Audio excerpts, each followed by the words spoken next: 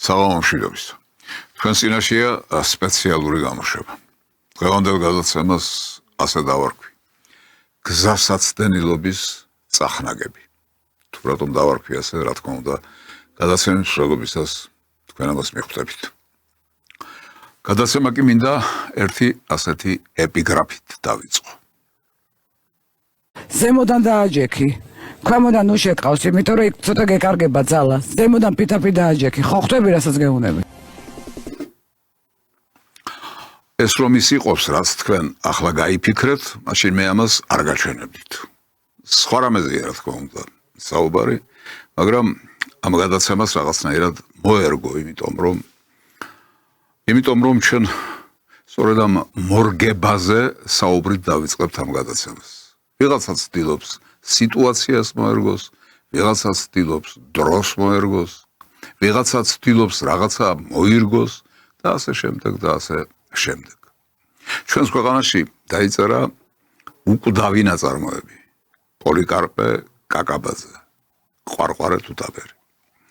ყვარყვარე თუთაბერი არის განსახიერება სწორედ ამ დროსთან მორგებისა, ყველაფრის საკუთარ ინტერესებთან შეხამებისა და შეჯერებისა და ასე შემდეგ და ასე შემდეგ. ჩვენ გვაქვს ამისი დიდი პოტენციალი. ეტყობა ჩვენს ფსიქიკაში, ჩვენს შინაგან სამყაროში დევს ასეთი რამ. ამიტომ დაიწერა ეს ნაწარმოები საქართველოში და ჩვენი ყოველდღიურობა, ჩვენი ცხოვრება, პოლიტიკა განსაკუთრებით, ბოლო პერიოდის 40 წლიანი მონაკვეთის პოლიტიკა ამას გვიჩვენებს, რომ ეს ყვარყვარეობა, მლიქნელობა არის ჩვენი ამოსავალი, არის ჩვენი ფსიქიკის მთავარი მამოძრავებელი. რატომ დავიწყე ცოტა მოკებული საუბარი. 70 წელი შეუსრულდა ბატონ ბიძინა ივანიშვილს. საიუბილეო თარიღია, მისალოცი თარიღია, მაგრამ მილოცვაც არის და მილოცვაც. პირადად სულ არ მეზარება და სულ არ მენანება მიულოცო მას 70 წლის თავი და უსურვო ბედნიერება საკუთარ ოჯახში, საკუთარ შვილებთან და შვილიშვილებთან და გარდა ამისა, უსურვო მას, რომ საქართველოს ინტერესები და მისი პირადი ინტერესები არასოდეს არ დაშორებოდეს ერთმანეთს. ამას იმიტომ უსვამ ხაზს, რომ ბიძინა ივანიშვილი არის საქართველოს წინამძღოლი, მისი ლიდერი. ის მართავს სიტუაციას, ის განკარგავს სიტუაციას და ძალიან ბევრი რამ არის დამოკიდებული იმაზე, თუ რამდენად გაართმევს თავს იმ მოვალეობას, იმ პასუხისმგებლობას, რომელიც მან აიღო ქვეყნისა და ხალხის წინაშე, ერისა და ბერის წინაშე. დიახ, ამიტომ რა თქმა უნდა ულოცავ, მაგრამ წაღამთქვი მილოცვაც არის და მილოცვაც მეთქი. ახლა მე მინდა თქვენ მოგასვენინოთ სამთავრობო ტელევიზიის პირველი სიუჟეტი. ნომერ პირველი სიუჟეტი, ანუ პირველი სიუჟეტი, რითაც დაიწყო საინფორმაციო გამოშვება და ის ეხებოდა ამ მილოცვას. ჩვენი გადაცემისთვის, სადაც ძალიან შემჭიდროებულ სიუჟეტებს გიჩვენებთ ხოლმე, დიდი სიუჟეტია ეს, იმიტომ რომ ძალიან დიდი დრო მოანდომეს ამ მილოცვას. 5 წუთზე ცოტა მეტია, მაგრამ თქვენ უნდა გაუძლოთ ამას და ამ გადაცემაში უნდა მოისმინოთ და უნდა ნახოთ ეს ყველაფერი, იმიტომ რომ შემდეგ რაღაც დასკვნები გავაკეთოთ.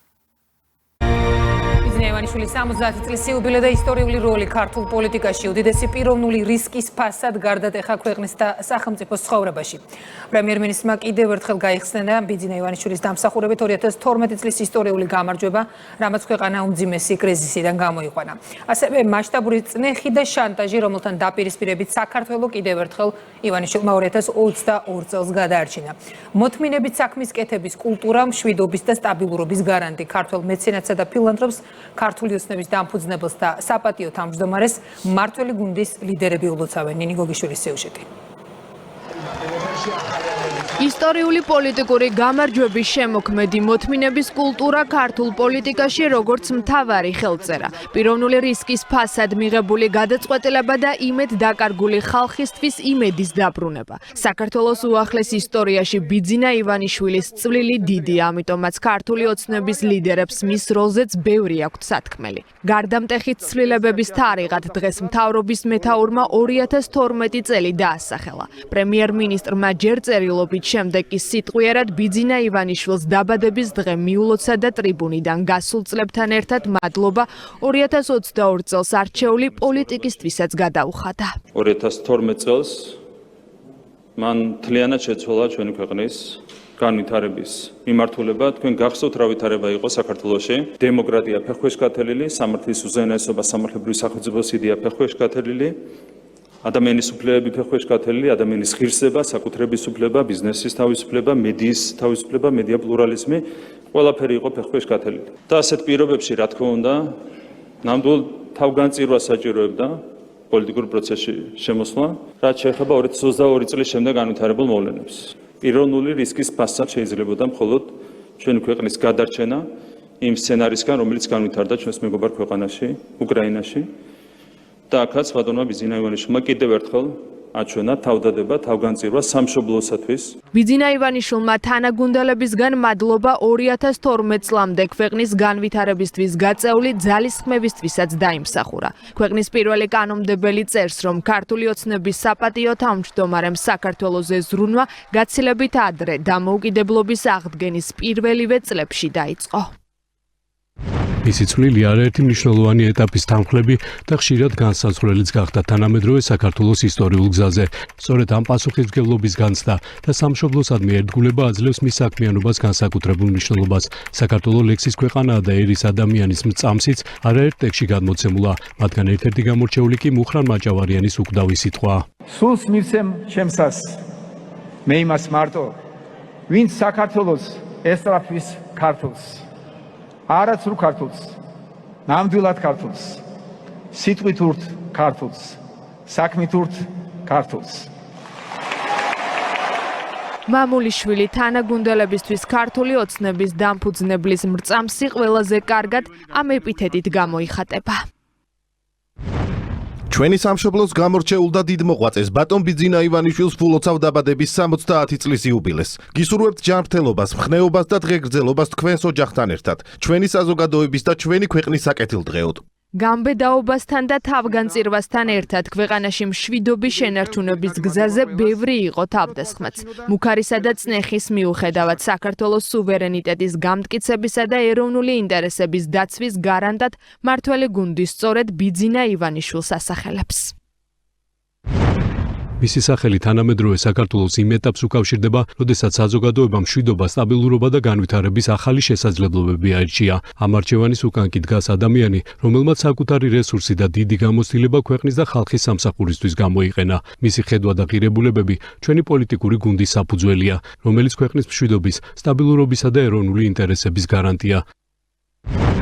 ბიძინა ივანიშვილი იყო პირველი, ვინც ნიღაბით ჩამოხსნა ფსევდოლიბერალებს და ხმამაღლა ისაუბრა იმ უდიდეს გამოწვევაზე, რასაც Deep State-ი წარმოადგენს. უცხოური აგენტურის ხელით ქვეყნის აყირავების ცდილობებმა დასავლეთის მხრიდან წამოსულმა ზეწოლამ და მუქარამ, რომელიც დღემდე გრძელდება ბიძინა ივანიშვილის მისამართით, მხოლოდ და მხოლოდ თვალხილული გახადა მიმდინარე პროცესები. შედეგად დღეს საქართველო არის ბევრად უფრო ძლიერი, მეტად განვითარებული და რაც თავარია სრულიად დამოუკიდებელი ქვეყანა, რომლის ბედსაც წყვეტს ამ ქვეყნის მოსახლეობა. ერთია ქვეყნის სიყვარული და მეორეა პროცესების გააზრება, მოთმინება და სიბრძნის გამოხატვა. ამიტომაც მმართველი პოლიტიკური ძალისთვის საქართველოს გამარჯვების ისტორია ბიძინა ივანიშვილის პოლიტიკაში მოსვლით დაიწყო. აი, ასეთი გახლავთ ეს სიუჟეტი და ალბათ დაიღალეთ კიდეც. დაიღალეთ, იმიტომ რომ ბევრი რომ თქვეს, იმიტომ კი არა. არაფერი რომ არ თქვეს, იმიტომ. ცუდად რომ თქვეს, იმიტომ. უნიჭოდ რომ თქვეს, იმიტომ. მე რომ ვიყო ტელეკომპანია იმედის ხელმძღვანელი, ამ სიუჟეტს ეთერში არ გავუშვებდი. მე დავავალებდი სულ სხვანაირი სიუჟეტის გაკეთებას. მაგრამ ამიტომაც არ ვარ მე იმედის თავკაცი. ხო. ესე იგი, ვინც გიპირისპირდება, ვინც გებრძვის, ის არ არის საშიში. საშიში ის არის, ვინც მხარში გიდგას, მაგრამ მუდმივად გამორჩენაზეა მიყურადებული. მუდმივად მლიქვნელობაზეა გამეცადინებული. მუდმივად რაღაცა უნდა გადაამლაშოს და გადააჭარბოს და მუდმივად უნდა მიიღოს უკუ ეფექტი. აქ რაც ითქვა, თითქმის ყველაფერი მართალი ითქვა. მართალი ითქვა ის, რომ რა თქმა უნდა იმ მოძალადეებს, ფაშისტურ პარტიას და ფაშისტებს, რომლებიც მთელი 10 წელი მართავდნენ საქართველოს, გამოგლიჯა ბიძინა ივანიშვილმა ქვეყანა ხელიდან. მართალი ითქვა ის, რომ მშვიდობა შეინარჩუნა.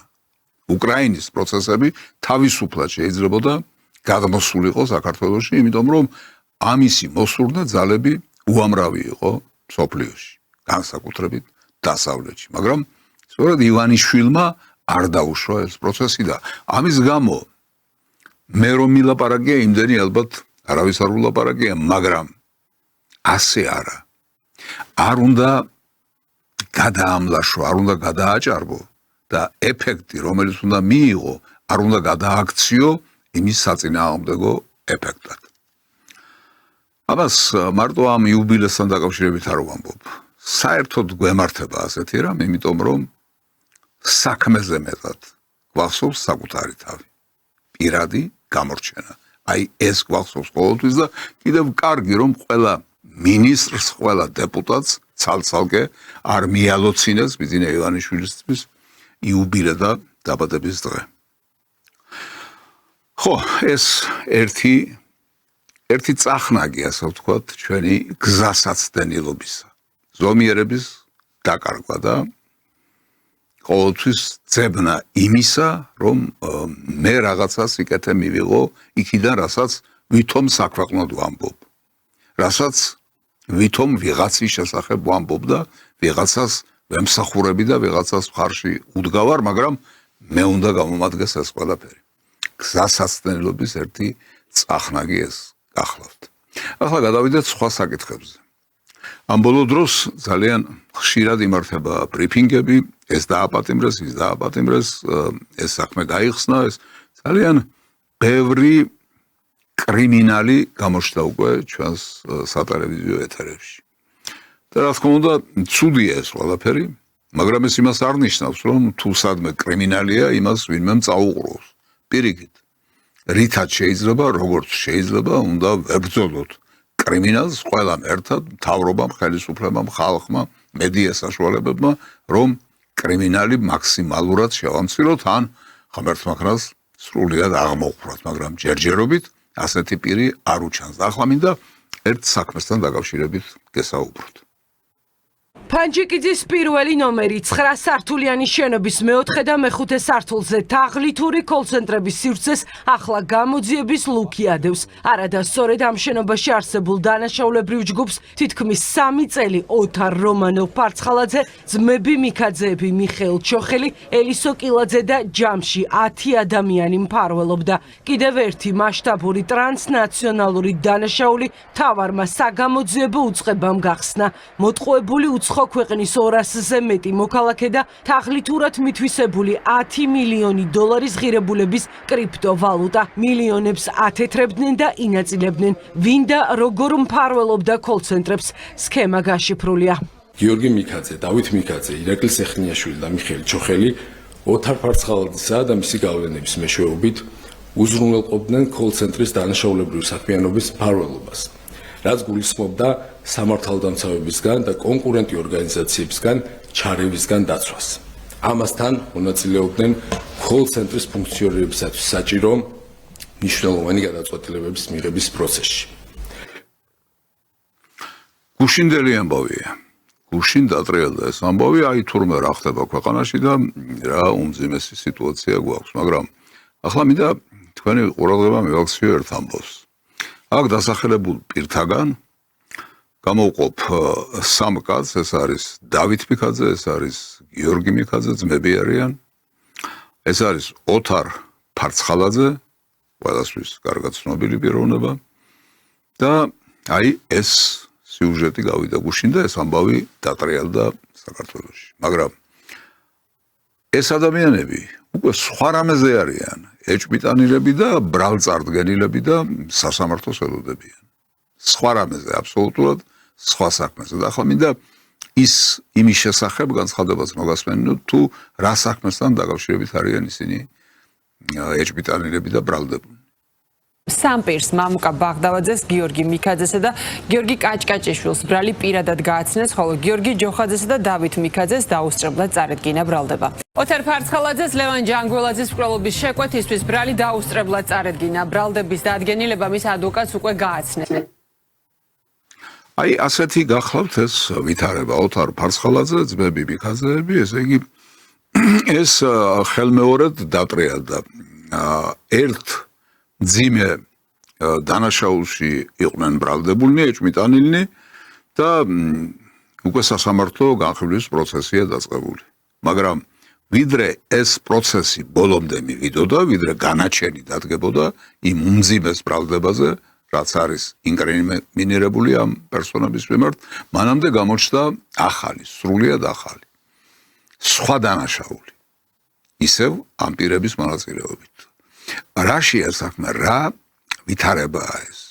რაღაცა ხომ არ იმალება და ხომ არ იჩქმალება აი ამ კონკრეტულ სიტუაციაში. ამიტომ მე მინდა თქვენ შემოგთავაზოთ ახლა ორი ადვოკატის განცხადებები გაკეთებული სატელევიზიო ეთერში. ერთ-ერთი მათგანი ეს გახლავთ ნიქაბაძე, რომელიც ამ საკითხთან დაკავშირებით გარკვეულ მსჯელობას შემოგთავაზებს. ამ სისხლის სამართლის საქმეზე იმის გათვალისწინებით და პირდაპირ შემიძლია ვთქვა, რომ უკვე თვეებია 2025 წლის გაზაფხულიდან მოყოლებული მიმდინარეობს აშკარა და ორკესტრირებული საინფორმაციო კამპანია, რომ უდანაშაულობის პრეზუმპციის დარღვევის ხარჯზე, მათ შორის ჩემი დაცვის ქვეშ მყოფების მიმართ შეიქმნას ნეგატიური საზოგადოებრივი აზრი, მიზანშეწონილად ჩავთვალე, რომ თქვენი ეთერის საშუალებით მართლა დეტალურად, მართლა რეალურად და მართლა ობიექტურად გავიაროთ და თქვენს მსმენელს მოვუყვეთ, რა არის ამ საქმეში წარმოდგენილი გიორგი მიქაძის და დავით მიქაძის წინააღმდეგ როგორც მტკიცებულება. აი, ასე დაიწყო ადვოკატმა, კვალიფიციურმა ადვოკატმა და იურისტმა ქალბატონმა ნიქაბაძემ მისი საუბარი, მისი სატელევიზიო საუბარი. სრულიად საქართველოს წინაშე წარსდგა აი ამ განცხადებით. და ამავე გადაცემაში რა დასკვნა შემოგთავაზა მან. მონახაზი არის, რომ 3 აპრილს უნდა გამოცხადდეს საბოლოო გადაწყვეტილება, რაც ძალიან დიდი იმედი მაქვს იმ ყველაფრის გათვალისწინებით, რაზეც ახლა ჩვენ ვისაუბრეთ, ეს იქნება გამომართლებელი განაჩენი, იმიტომ რომ თენგო აი გულწრფელად რო გითხრათ სამართლებრივ სახელმწიფოში, რაზეც ჩვენ გვაქვს პრეტენზია, ხო? რა არის სამართლებრივი სახელმწიფო? სახელმწიფო, სადაც სახელმწიფო შეზღუდულია ადამიანის უფლებებით, ხო? და მოქმედი სამართლით. ამ შემთხვევაში ადამიანის უფლებები არის ის, რომ არ გასამართლდე მტკიცებულებების გარეშე. სამართლებრივ სახელმწიფოში ამ ტიპის მტკიცებულებებით, ამ მუხლზე ადამიანების მიმართ გამამტყუნებელი განაჩენის გამოტანა უბრალოდ საშიში პრეცედენტია. აი ეს არის არამხოლოდ ამ ადამიანებისთვის, არამხოლოდ პერსონალური ტრაგედია, არამედ საზოგადოებისთვის ეს არის ძალიან საშიში პრეცედენტი. ნახეთ, როგორ არის საკითხი დასმული. თუ განაჩენი დადგება, გამამტყუნებელი განაჩენი, ლაპარაკი არის ძმებზე, მიქაძეებზე, დავით და გიორგი მიქაძეებზე. თუ განაჩენი დადგება, გამამტყუნებელი განაჩენი, ეს იქნება უაღრესად საშიში პრეცედენტი. ეს იქნება ტრაგედია არა მარტო ამ პირების მიმართ, არამედ საქართველოს მიმართ, სრულიად საქართველოს მიმართ. რა თქმა უნდა, გაცილებით უფრო ადვილი ასატანია ის, რომ დამნაშავე დარჩეს დაუსჯელი. თუმცა უმძიმესი ამბავია ეს. რა თქმა უნდა, არც ერთი დამნაშავე დაუსჯელი არ უნდა დარჩეს. მაგრამ გაცილებით უარესია ის, როდესაც უდანაშაულო ისჯება. უდანაშაულოს დასჯის პრეცედენტი თუ მოხდება, ეს არის მართლაც უდიდესი ტრაგედია სახელმწიფოსთვის, ქვეყნისთვის, ხალხისთვის. ამიტომ ეს არ უნდა დაუშვათ. ისე ნუ გამიგებთ. თითქოს მე ვინმეს ან დანაშაულში ვედავებოდე, ან ვინმეს უდანაშაულობას ვამტკიცებდე. ეს ჩემი სფერო არ გახლავთ, ეს ჩემი პრეროგატივა არ გახლავთ, მე არც ადვოკატი ვარ, არც პროკურორი ვარ, არც მოსამართლე ვარ, ამიტომ ეს ჩემი გასაკეთებელი საქმე არ არის, მაგრამ აქ რაღაცა ისეთი ამბავი ტრიალებს, რომლის ყურადღების მიღმა დატოვება ალბათ შეუძლებელია, იმიტომ რომ რაღაც გარკვეულ საშიშროებასთან გვაქვს საქმე. ქალბატონი ნიქაბაძე, ადვოკატი, ახლა საუბრობდა ძმების შესახებ. გიორგი მიქაძე და დავით მიღაძე. აი ამ ორი პიროვნების შესახებ საუბრობდა და თქვა, რომ შესაძლებელია მოხდეს საშინელება და დაისაჯოს უდანაშაულო ადამიანები ან ადამიანი. ამ საქმეში ფიგურირებს ოთარ ფარცხალაძეც. ოთარ ფარცხალაძის ადვოკატი ბატონი გაგი მოსიაშვილი იყო საეთერო სტუდიაში და მან ასევე ხაზი გაუსვა რაღაც ანალოგიურ ვითარებას. მე მინდა ისევე როგორც ქალბატონ ნიქაბაძის შემთხვევაში შემოგთავაზოთ მოსიაშვილის სატელევიზიო დიალოგის შესავალი და დასაწყისი. აი რა თქვა მან შესავალში. მართლა გულწრფელი სამძიმარი მინდა უთხრა გარდაცვლილის ოჯახს და ეს ძალიან დიდი ტრაგედია რაც მათ განიცადეს, თუმცა არანაკლებ ტრაგედია, როდესაც ადამიანს ამ შემთხვევაში იგივე ოთარს ბრალდების მხარე ასეთ უმძიმეს ბრალდებას ედავება, თუმცა ამ ბრალდების უკან რეალურად არაფერი არ არსებობს და ეს არის ხმა ღაღადებლისა უდაბნო საშინა, რომელიც რეალურად ფაქტიურად მხოლოდ და მხოლოდ იმიტომ არის წარდგენილი ბრალი, რომ საზოგადოებაში რაღაც გარკვეული სახის ჭორები არის გავრცელებული, თუმე მithkma მოთქმას აყოლილი არის სახელმწიფო ბრალდება. ჭორებზე და მithkma მოთქმაზე როგორ შეიძლება სახელმწიფო ბრალდება დაფუძნდეს და მით უმეტეს როგორ შეიძლება გამამტყუნებელი განაჩენი დადგეს ვინმეს მიმართ თუ ეს ასია, მაგრამ მე არ ვამტკიცებ რომ ეს ასია მეთქი, იმიტომ რომ მე არ მაქვს ამ მტკიცების საფუძველი, მასალები. მე არ ვიცნობ ამ საქმეს, მე მხოლოდ რასაც ტელევიზიით ვისმენ, პრესის მიხედვით რასაც ვეცნობი და რასაც საზოგადოებრივი აზრი ქვია, რას ლაპარაკობს ხალხი, როგორი დამოკიდებულებაა ამ საკითხის მიმართ და ბარემ აქვე მოვისმინოთ დასკვნითი ნაწილი ბატონ მოსიაშვილისა ოთარ ფარცხალაძის საქმესთან დაკავშირებით. ეს არის თეთრი ძაფით შეკერილი სისხლის სამართლის საქმე, რომელთაც სამართალთან რეალურად არანაირი სახის კავშირი არ აქვს და ეს არის საქმე, სადაც მართლაც შეიძლება უწოდოთ საქმე მტკიცებულებების გარეშე. აი ასე აცხადებენ ადვოკატები. ადვოკატები, რა თქმა უნდა, ეძებენ გამამართლებელ არგუმენტაციას და ყოველთვის იმას ჩასჭიდებენ ხელს, რაც ასე ვთქვათ, სასარგებლოა მათი კლიენტისათვის. ისევე როგორც პროკურორები ყოველთვის გამამტყუნებელს ეძებენ და გამამტყუნებელს ჩაშიდებენ ხელს თუ კი რამეს მიაგნეს, მაგრამ აი ამ კონკრეტულ ვითარებაში რატომ მოვკიდე მე ამ საქმეს ხელი და რატომ გადავწყვიტე რომ სატელევიზიო გადაცემაში ამ თემაზე მესაუბრა. ლაპარაკი საზოგადოებაში დაიწყო იმასთან დაკავშირებით, რომ როგორც ადვოკატები ამბობენ, არავით არის სამხილი არც ფარცხალაძეს და არც მიქაძეების წინააღმდეგ ძიებას არ აქვს, პროკურატურას არ აქვს და შესაბამისად სასამართლოს არ აქვს. ამიტომ სასამართლო თუ განაჩენს გამოიტანს და თუ ობიექტურ განაჩენზეა საუბარი, ის უნდა იყოს გამამართლებელი განაჩენიო. ასეთი აზრი გაჩნდა საზოგადოებაში, იმიტომ რომ ხალხი ესწრება ამ პროცესებს და ხედავენ რომ ძიებას ვერ მოაქვს პროკურატურას, ბრალდების მხარეს ვერ მოაქვს დამამტკიცებელი საბუთები, არგუმენტაცია, იურიდიული არგუმენტაცია, კვალიფიციური არგუმენტაცია, რომ ამ ადამიანებმა მართლა ჩაიდინეს დანაშაული, რომელიც მათ ბრალდებათ.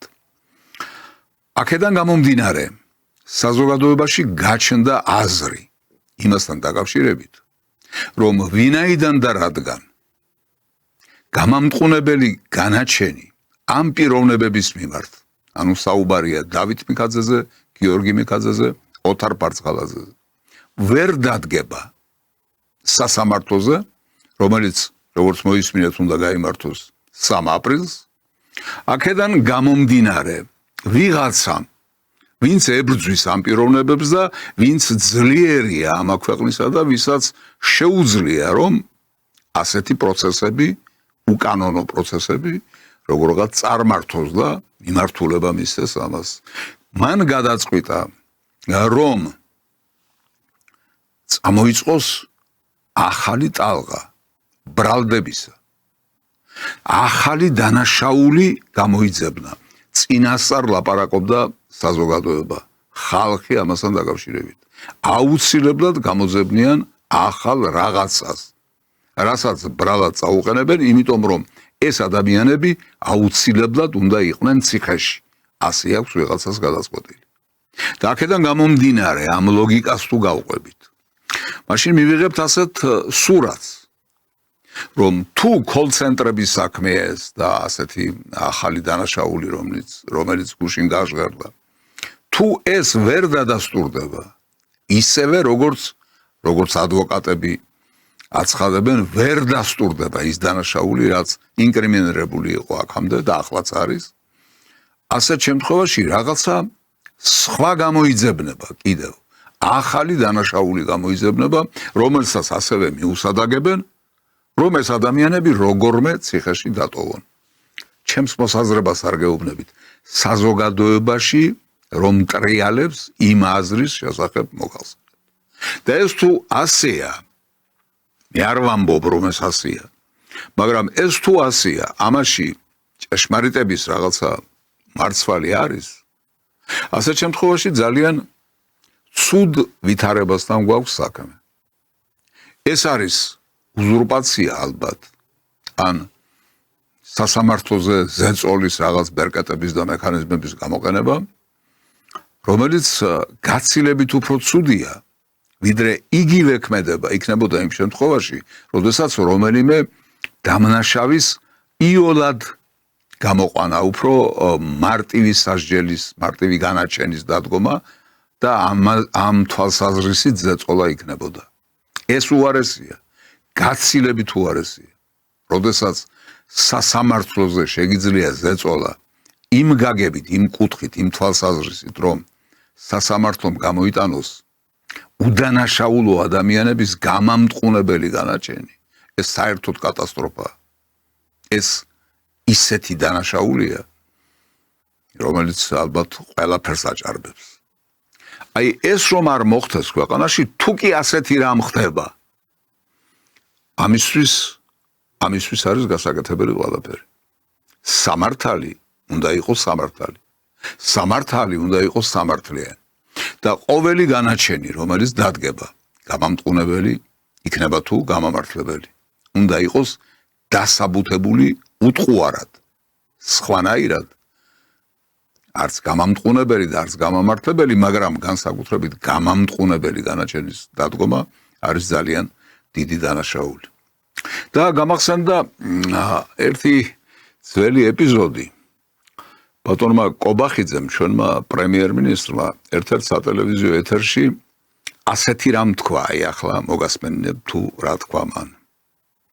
ეს ხალხი არის, რის გამოც ეკაბესელია შეასყდა ქართულ ოცნებას. 100% დაგეთანხმეთ, რომ სასამართლო სისტემა 2012 წლამდე იყო უარგესი. ადეშვილი ასე ეთქვა და ანუ ესენი იყვნენ ცუდი ადამიანები და ეხა კარგი ტიპები გახდნენ თქვენი მოსვლის შემდეგ თუ არის სისტემა, იყო სისტემა, აი ზუსტად ეს არის სურათი, ხო, იყო მილიონი кейსი მანამდე, ცუდი кейსი, ეხა არ არის არც ერთი кейსი და ეს რას ნიშნავს? ნიშნავს იმას, რომ შეიცვალა სისტემა შემადგენლობის სულების გარეშე და ადამიანი, რომელიც ცუდ რაღაცას შადიოდა, ცუდი ადამიანი და კარგი ადამიანი ცოტაა, ხო? ანუ არის ადამიანი, რომელიც ცუდ რაღაცას ჩადის და კარგ რაღაცას ჩადის.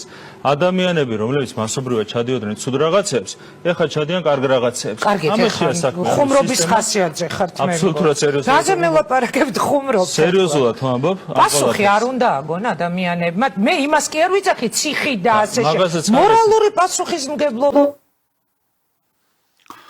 ქალბატონ ინგასაც აი ამ გამოცდის ჟურნალისტს და გამოცდის სწორედ იმ საქმეში, რასაც ქვია მიწებება, მოწებება, მიკერება, მოკერება. ახლა ჟურნალისტი, რომელიც იქნება ნაციონალური მოძრაობის დამცველი და მეხუთე კოლონი, ვიღაც უცხო სახელმწიფოების მეხუთე კოლონის დამცველი, რა თქმა უნდა, იმისგან მაინც და მაინც გამართულ მსჯელობას არ მოველით ხოლმე, მაგრამ გაკვირვებული დარჩა და სწორად დარჩა გაკვირვებული, რომ ხუმრობთო, რა საუბარია ეს. ნახეთ რა თქვა ბატონმა კობახიძემ. ადამიანები აკეთებდნენ ცუდ რამეს, მაგრამ იგივე ადამიანები ახლა აკეთებენ კარგ რამეს, იმიტომ რომ სიტუაცია შეიცვალა, ვითარება შეიცვალა, მაშინ აკეთებდნენ ცუდ რამეს, ახლა აკეთებენ კარგ რამეს. მე ასეთი პრიმიტიული ხედვა ადამიანის არსისა და რაობის შესახებ, მისი ფსიქოლოგიის შესახებ, მისი ფსიქიკის შესახებ, მისი ფილოსოფიის შესახებ. მართალი გითხრათ, არც მომისმენია და ძალიან გამიკვირდა განათლებული კაცია ბატონი კობახიძე და მან როგორ თქვა ასეთი მეტამორფოზა ადამიანისა, ასე უმარტივესად, რომ კი გუშინ ცუდ საქმეს აკეთებდნენ, მაგრამ ახლა დავავალეთ კარგი საქმეების კეთება და კარგ საქმეებს აკეთებენ და გააკეთებენ კიდეც. არ იქნება ასე მარტივად არ ხდება ეს ამბები. ამიტომ თუ სასამართლოს მართლა არ მიეხედა ისე როგორც საჭიროა. თუ სასამართლო მართლა არ განთავისუფლდა ზეწოლისგან და გავლენებისგან, იმ ბერკეტებისგან, რომელსაც ხანდახან იშველიებენ ხოლმე მის წინააღმდეგ, ყოველ შემთხვევაში ხელისუფლება ყოველთვის ცდილობს, ნებისმიერი ხელისუფლება ყოველთვის ცდილობს, რომ სასამართლოზე გავლენის რაღაცა ბერკეტი შეინარჩუნოს. მაგრამ გააჩნია, რა თქმა უნდა, ამ ბერკეტის ხარისხებსაც, თუმცა ყველა შემთხვევაში დასაგმობია ეს ამბავი და ამიტომ მე ვფიქრობ, რომ არ ვერევი ამ სასამართლო განხილვაში არავითარი არც სურვილი მაქვს და არც საბუთები და ფაქტები იმისა, რომ რამე ჩემი კონკრეტული მოსაზრება მოგახსენოთ, მე იმედი მაქვს ტელემაყურებლები სწორად გამიგებთ, რას ვლაპარაკობ და რის შესახებ ვლაპარაკობ, ჩვენ არ უნდა დავუშვათ პრეცედენტი. ქალბატონმა ნიკაბაძემ, ადვოკატმა ნიკაბაძემ რომ ბრძანა წეღან. პრეცედენტი იმისა, რომ უდანაშაულო ადამიანი დაისაჯოს. ეს არ უნდა მოხდეს. ამ თემაზე დიდი ხანია ჯანგველაძის კვლელობა მოხდა. დიდი ხანია ეს საკითხი ტრიალებს.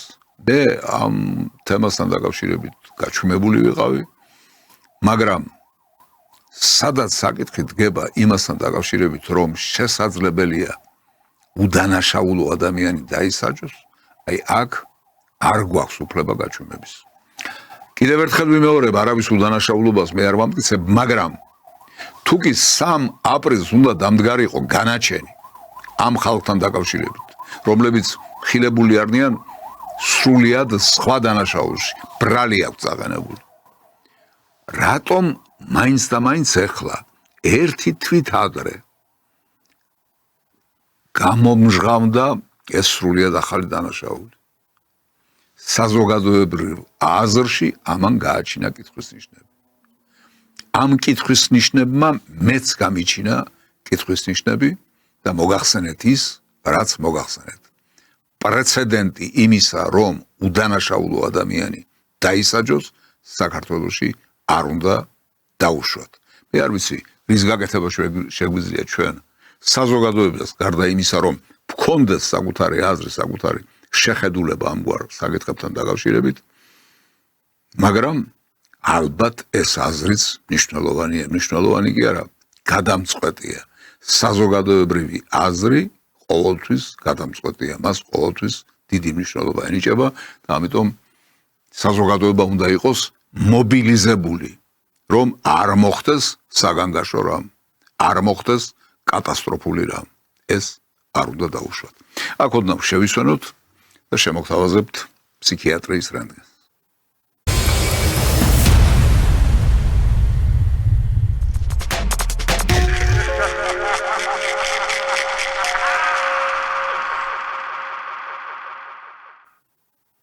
ბატონო, თუ შესაძლებელია, თამარ კვარაცხელიას სიუჟეტით დავიწყოთ. მოგესალმებით. ეთერშია ნოვოსის ახალი გამოშვება, მე კი მისი წამყვანი თამარა კვარაცხელია ვარ. დღევანდელი გადაცემა შეგიძლიათ ასკროლოთ უვიცებმა. რადგან ის გათვლილი იქნება მხოლოდ მაღალი ინტელექტის მქონე ადამიანებზე. დღევანდელ გადაცემაში შევკრიბე მხოლოდ მაღალი IQ-ს მქონე პიროვნებები. ელიტა, უნიტაზის მწერლები, პოეტები და სცენარისტები. ტურა დათოშვილი, ბუღა ლაშაძე, რატი დაღმაღლობელი და ქეთი სევდარიანი. გადაცემაში ასევე სულ ცოტა ხნით შემოგვიერთდება გინესის რეკორდსმენი ადამიანი. ჩემი დღევანდელი სტუმრები განიხილავენ სოფლიო ლიტერატურის მთავარ წიგნს, თუმცა განიხილავენ იმავე დონეზე, რადონის მწერლები, პოეტები და სცენარისტებიც თავად არიან. ჩვენი დღევანდელი ეპიზოდის სახელია დაკარგული დრო. და ეს სახელი შეურჩიეთ იმიტომ, რომ თქვენ ნამდვილად დაკარგავთ დროს ჩვენი გადაცემის ყურებაში. დღეს ჩვენ მიმოვიხილავთ ვეფხისტყაოსანს და მიმოვიხილავთ მის პერსონაჟებს. მოდით დავიწყოთ ავთანდილით. რო არა თინათინი ავთანდილისგან რა გამოვიდო და კაცმარიც. ეხლა არის ყველაზე მაგარი ლიტერატურული პერსონაჟი და რა გამოვიდო და ჯერ სამი თვე მარტო ქორწილი ქონდათ ხო იცით? იმ დაემართებო ღვიძლი დაეშლებოდა მარტო სმისგან განადგურდებოდა. როგორც ხედავთ, ტურიკას ისევე მაღალ დონეზე ესმის ვეფხისტყაოსანიც, როგორც ყველაფერი დანარჩენი. რომ არა ის, ქართველები ხომ ვერასოდეს გავიგებდით, რომ თინათინს გადაურჩენია ავთანდილი გალოთებისგან, შეიძლება განარკომანებისგან და C ჰეპატიტისგანაც კი. დღეს მკურნალობა უფასოა. ნუ დააგვიანებ შენს. როგორც იცით, ჩვენს დღევანდელ გადაცემაში შეიკრიბნენ ტუალეტის მწერლები და პოეტები. ანუ ადამიანები, რომლებიც თავიანთ ნაწარმოებებს იქწერენ, სადაც უნდა იყოს კიდეც გამოყენებული მათი წიგნის ფურცლები. ება საპეპარეშოშიც შესაძლებელია. და არა თუ შესაძლებელი, ზოგჯერ ძალიან სასიამოვნოც კი. ბანებს არ დავასახელებ, მაგრამ ისეთი ავტორებიც კი ვიცი, ვინც საპეპარეშოში არა თუ კითხულობს წერს კიდეც. ლექს წერ მე არასდროს ამითქოს, მაგრამ ყველა ლექსი ალბათ დაწყებული მაქვს სულ წერტილში, ტუალეტში ყველა ლექსი, იმიტომ რომ მე შევდივარ წიგნებით, ფურცლებით და ასე შემდეგ. ეხლა უკვე კომპიუტერიზირებულია სამყარო. შესაბამისად. და უნდა ითქვას ეს ერთხელ და საბოლოოდ სამუდამოდ რაღაცა რომ ყველაზე დიდი ხელოვნება იქნება დიახაც იკითხება და იქნება სწორედ ამ ადგილზე სადაც მარტო ხარ. სჯობს იყო ტუალეტის მწერალი, ვიდრე ასმათივით მონამსახური. იმიტომ რომ თუ მე-12 საუკუნეში მონა იყავი, 21 საუკუნეშიც ხომ მონა იქნები. იმ ეპოქაში ნესტანდარეჯანის, ამ ეპოქაში კი, რა თქმა უნდა, რუსეთის. ერთხელ მონა, მუდამ მონა. კი, აბადა. აქვე დაპირებული სიურპრიზიც. ჩვენს დისკუსიას შემოერთდა გინესის რეკორდსმენი ადამიანიც. საუბარია ლევან ბერძენიშვილზე. ლევან ბერძენიშვილი არის ადამიანი, რომელიც შეიძლება გინესის რეკორდების წიგნში შევიყვანოთ. ეს არის ადამიანი, რომელმაც ყველაზე მეტი წიგნი ვერ გაიგო. ბატონო ლევან, თქვენ როგორც ჩანს, არაფერს იტყვით ვეფხისტყაოსანზე, რადგან ის დაწერილია დავით აღმაშენებლის ყველაზე იდიოტი და უსინდისო შთამომავლის, საქართველოს ისტორიაში ყველაზე წარუმატებელი მეფის თამარის ეპოქაში. ასეა? დავით აღმაშენებლის შვილთა ყველა იდიოტი ხავთ. და ყველა უსინდისო და უკანონო ყავდა. თამარ მეფე მაგაზე ლაპარაკიც არ მინდა. ეს იყო კატასტროფა ჩვენს ისტორიაში. თამარის მეფობა. საქართველოში საყვარელი მეფეები არიან ხალხის საყვარელი მეფეები არიან თამარი და ერეკლე. ორი ყველაზე წარუმატებელი ჩვენი მეფე. ჩვენი ძივა, საქართველოს ბედით მუდამ გამოსევდიანებულ იძამყოფი ქეთი სევდარიანი არაფერს იტყვის. აი უკვე კოლექტივის შექმნა საჭიროა იმისთვის, რომ აი ქაჯეთისნაირი დიდი გამოწვევა დაამარცხო. და ტარიელი აქ ჩანს ალბათ მისი დროის არანაკლები მიუხედავად იმისა, რომ გულწასული და მოსულიერებული აქამდე სულ და სულ ავთანდილია მისი გონი, მისი ინტელექტი, აი აქ თავაზობს ძალა ერთობაშიას და გადანაწილებას რესურსის და ასე შეტევას ქაჯეთის ციხეში. ანუ ჯერ გაერთიანებას, მერე რაზმებად დაშლას და სამი მხრიდან შეტევას და მხოლოდ ასე გამოდის ქაჯეთის ციხის აღება და სინდისის პატიმრების თავისუფლება. ვეფხისტყაოსანი და სინდისის პატიმრები ერთმანეთს რანაირად დააკავშირე ქალო? პატივცემულო მაყურებლებო, როგორც ნახეთ, თქვენ დღეს ნამდვილად დაკარგეთ დრო ჩვენი გადაცემის ყურების დროს, რადგან ყველა ერთმანეთზე უტიფარი და უსინდისო სტუმარი დღეს ჩემთან იყო შეკრებილი. იმედი ამადგან არასოდეს არაფერს ისწავლით. მე მომავალ შეხვედრამდე გემშვიდობებით, ნახვამდის. მადლობა თამარ, ეს მომავალი შეხვედრა ამავე გადაცემაში იქნება. ერთი სიუჟეტი გვაქვს კიდევ შენი დღეს შემონახული, მაგრამ მანამდე მინდა ამ თემას მივუბრუნდე. ეს ძალიან რთული თემაა. ლიტერატურის წაბილწვა, ლიტერატურის გათახსირება, ლიტერატურის გარყვნა. ეს არის გარედან მოსული დავალება. ეს ისე არ ხდება. აი ეს უნიჭოები კი არა, მე ვიტყოდი ლიტერატურული ჯართი. რაღაც ლიტერატურული რაღაც ნაგავი, ვისასახად თქვენ უყურებდით. აი ესენი ისე ვერ გალაღდებოდნენ და ვერ გაიჯეჯილებდნენ, მათ ზურს უკან ვიღაცა დიდი ბოროტი ძალა რომ არ იდგეს. იმ დიდმა ბოროტმა ძალამ აქაურ ბოროტ ძალას ბანკის მართვას თუ ბანკის მფლობელს ხაზარაძეს დაავალა რომ აი ამ ლიტერატურულ ნაგავს ყურადღება არ მოაკლოს, დააფინანსოს და რას მთავარია პრემიები გადასცეს. ამასთან დაკავშირებით მე რამდენიმე წლის წინ, სადღაც 6 თუ 7 წლის წინ მქონდა საუბარი და არაერთხელ მქონდა საუბარი ამასთან დაკავშირებით, მინდა არქივიდან ერთი მასალა შემოგთავაზოთ. ბატონო ხაზარაძე, აი ამ ტიპებს რომ შეხედა, უბრალოდ რომ შეხედა, რომ დააკვირდები მათ მეტყველებას, მათ ქცევას, მათ მსჯელობას. თქვენ ალბათ წიგნების ასაკითხად და არ გცალიათ, მაგრამ თუ წაგიგიხავთ ამათი წიგნები და ამათი ნაღვაწი, თუ გადაგიuliათ თვალე, აი ამ ადამიანების წახალისება რამ გაფიქრებინათ? რატომ იფიქრეთ? არა მგონია რომ თქვენ მაინც ლიტერატურული რაღაც შინაგანი ისეთი გრძნობები გაწუხებდეთ, რომ ამის გამო ახალისებდეთ ამათ. არა, ალბათ თქვენ ვიღაცამ დაგავალათ, რომ ლიტერატურაში სწორედ ეს მიმართულება იყოს ახალისებული. რა მიმართულებაა ეს? მე ძალიან დიდ ბოდიშს მოვხდი ჩვენს დღევანდელ მაყურებლებს და მსმენელებს. იმის გამო, რაც უნდა ვანახო და მოვასმენინო. ძალიან დიდ ბოდიშს მოვხდი და თან ვთხოვ, რომ ბავშვები და არასრულწლოვნები მოარიდონ ამ წუთს ეკრანს. რაღაც ამონარიდებს წავიკითხავ, რომელსაც ახლა გადავხედე და მომეწონა. ეს მონაკვეთები და მოვნიშნე. ხო. თბილისის მასშტაბით ჩვენი გამომცემლობა ერთადერთია, სადაც თანამშრომლების კვება უფასოა. მინის სამზარეულოდ ერეფნის ბოლოში მდებარეობს, იქ ყველაფერი ან თითქმის ყველაფერი საკვების გარდა. იმ მარტივი მიზეზის გამო, რომ საკვები პროდუქტებიდან ლობიო ყველაზე იაფია, გამომცემლობის ყოველდღიური კვების რაციონს, რა თქმა უნდა, ლობიო შეადგენს. წარმოუდგინეთ გაუთხოვარი გოგონები, ლამაზი მკერდითა და უპერსპექტივო მომავლით, არც განათლებულები და არც ბოლომდე გაუნათლებლები, რომლებსაც ძილში პრინცები ესიზმრებათ და დაგროვილი გაზების მეშვეობით გარემოს ინტენსიურად წამლავენ, განსაკუთრებით ღამის საათებში. ალბათ რთული წარმოსადგენია მიმზიდველი გარეგნობის კარგად მოვლილი გოგონა, რომლის თეთრ ტრუსიკსაც უკანა მხარეს ნაიკის რკალივით მიუყვება ყვითელი ზოლი. წარმოიდგინეთ ერთი და იმავე სარეცხი ფხვნილით, რომ ერთსა და იმავე ლაქას წლების განმავლობაში ებრძვი, ვიდრე საცვალი არ გაგეცრიცება. ბატონო მამუკა, მე უნდა ვამტკიცო ახლა, რომ ეს კაცი ავამტყოფია ცნობიერებით, თუ თქვენთვის უკვე ისედაც გასაგებია ყველაფერი. მან თქვა, რომ თავის ნაჯღაბნებში ამოაჩია ის, რაც ძალიან მოსწონს. და ის, რაც ძალიან მოსწონს მას საკუთარ ნაწერებში, იყო ის, რაც თქვენ ახლა მოისმინეთ. აი, ამის დამწერი კაცის წახალისება რამ გაფიქრებინათ, ბატონო მამუკა? რის გამო აკეთებთ ამას? რისთვის აკეთებთ ამას? რა მიზანი აქვს ყველაფერ ამას?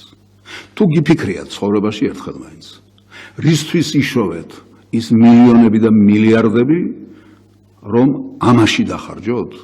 არა, მთლიანად არ ხარჯავთ, მაგრამ იქიდან რაღაც ნაწილი რომ ამად გადავუგდოთ, მაშინ როდესაც აი ამ სახელმწიფოში, ამ ქვეყანაში ათეულათასობით და ასეულათასობით მშიერი ბავშვი დადის და ადამიანი დადის, რომელიც ექიმთან ვერ მისულა, რომელსაც ვერ უმკურნალია საკუთარი სენისთვის. თქვენ ამათი წახალისებით ხართ დაკავებული, ეს ყველაფერი არ არის. აი კიდევ ერთი შედევრი.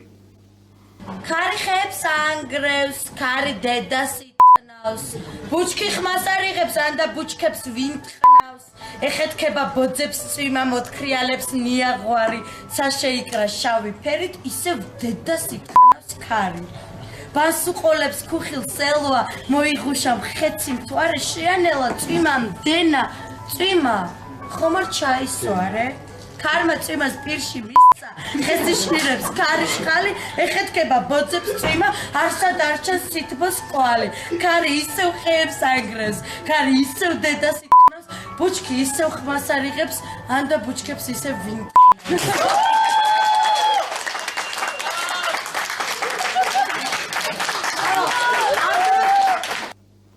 არა, არაფერი არ მოგესმათ.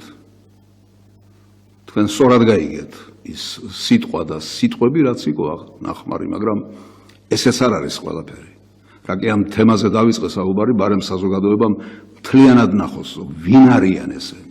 თუმცა არა, ბოდის ვიხდი, მთლიანად ვერ ნახავთ. ეს ზღვა მასალაა. მათ დაუშრეტელი ფანტაზია აქვთ, რომელიც მიმართულია მხოლოდ და მხოლოდ ერთი გარყვნილი მიმართულებით, მაგრამ აი კიდევ ერთი ამონარიდი. მე კიდევ ერთხელ ვასამაგებ ჰონორარს და უხალისოდ ვთანხმდები და ხელს ვაწერ ხელშეკრულებას ამ ხელმოწერის მაგივრად დამაყრუებელი ხმაური ცხვირში ვუკვებ გამომცემლებს, ვაფუთხებ მათ დამწუხრებულ, დამცირებულ მიწისფერ სიფათებში, ვაჯვამათ თავიდან ფეხებამდე ამ დროს კი ახალგაზრდა მაცდური გარეგნობის კორექტორი ქალები მონდომებით ლოკავენ ჩემს ყრილ გაპარსულ ხვერებს, ახალგაზრდა მომხიბლავი გარეგნობის უმცროსი რედაქტორი ქალები 4-ნი, 5-ნი ან 6-ნი ერთად ვნებიავენ ყლაპავენ ჩემს გაფრიქინებულ ჟოლოს ფერყლეს, ახალგაზრდა გამომაყრევებელი გარეგნობის დამკაბადონებელი ქალები ნაზად უსმევენ ბას ვარდისფერ ენებს ჩემს გიგანტურ მეწამულ თავს ახალგაზრდა მგზნებარე დიზაინერი ქალები კი თავაზიანად მიშლიან თავიანთ ფორთა არომატულ დუნდულებს და მე ვუდებ თითოეულს ტრაქში და გუძელია და სამახსოვროდ ჩუქნი ლექსები. კიდევ ერთხელ ვიხდი ბოდიშს, მაგრამ თქვენ ხვდებით რასთან გვაქვს საქმე. ხომ გააცნობიერეთ რასთან გვაქვს საქმე. აი ვინ არიან წახალისებულები. საქართველოში პოეტებს და მწერლებს რა დალევს? ეს პოეტების და მწერლების ქვეყანაა. მაგრამ ნამდვილი პოეტი, ნამდვილი მწერალი და ნამდვილი ლიტერატორი დღეს შიმშილისთვის არის განწირული. მას არავინ წაახალისებს, მას არავინ დააფინანსებს.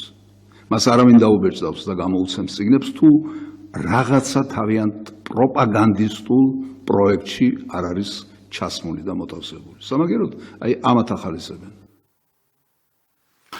აი ასეთია ვითარება და იქაც ვიაქაც გავიმეორებ. ეს წვეთია ზღვაში. აი ეს ისე მომრავლდა, ეს უხამსობა, უცენზურობა, თავისუფლება გონიათ ეს. ამ არამზადებს, ამ იდიოტებს ეს გონიათ თავისუფლება. ხოლო იმ იდიოტს, ვინც ამათ პრემიებით ახალისებს ხოლმე, ეს ლიტერატურა გონია. იმიტომ რომ მისი წირი განათლება კი არა, მისი უვიწობა და უმეცრება მეტის გასახანს არ აძლევს. აი ეს გონია ლიტერატურა და ამისთვის ლიტერატურული პრემია აქვს დაწესებული. სამარცხვინოა ეს ყველაფერი, მაგრამ ახლა გავანებოთ თავი ამ თემას და გადმოვინაცვლოთ ჩვენს დროში.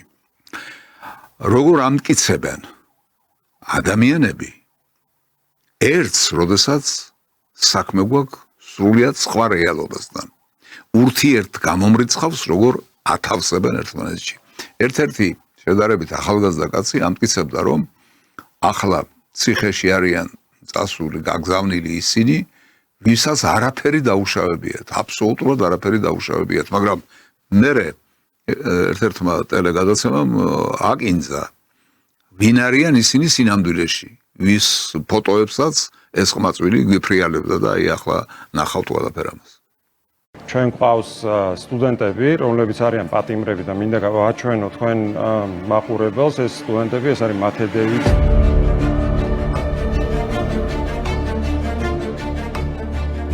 ეს არის ირაკლი მიმინოშვილი. ეს არის გიორგი მინდაძე.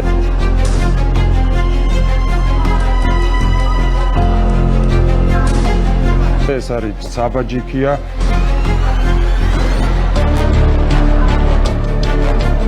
ეს არის ნიკოლოზ ჯავახიშვილი. ეს არის ლუკა ჯაბუა. ეს არის ვია ცეცხლაძე. თავდასხმასაც შეეხება ძალიან მნიშვნელოვანი გამოდგა პიროტექნიკა. ოღონდ საჭიროა უფრო დიდი სახის, რადგან პატარა უფრო ვიზუალური ეფექტის არის. და ქვები რა თქმა უნდა, როდესაც თავდასხმაზე გამოდიან ერთადერთი ვარიანტი არის ქვები. ეს არის გიორგი გიორგაძე. ყავს მკვლევარი ვიადრატიანი.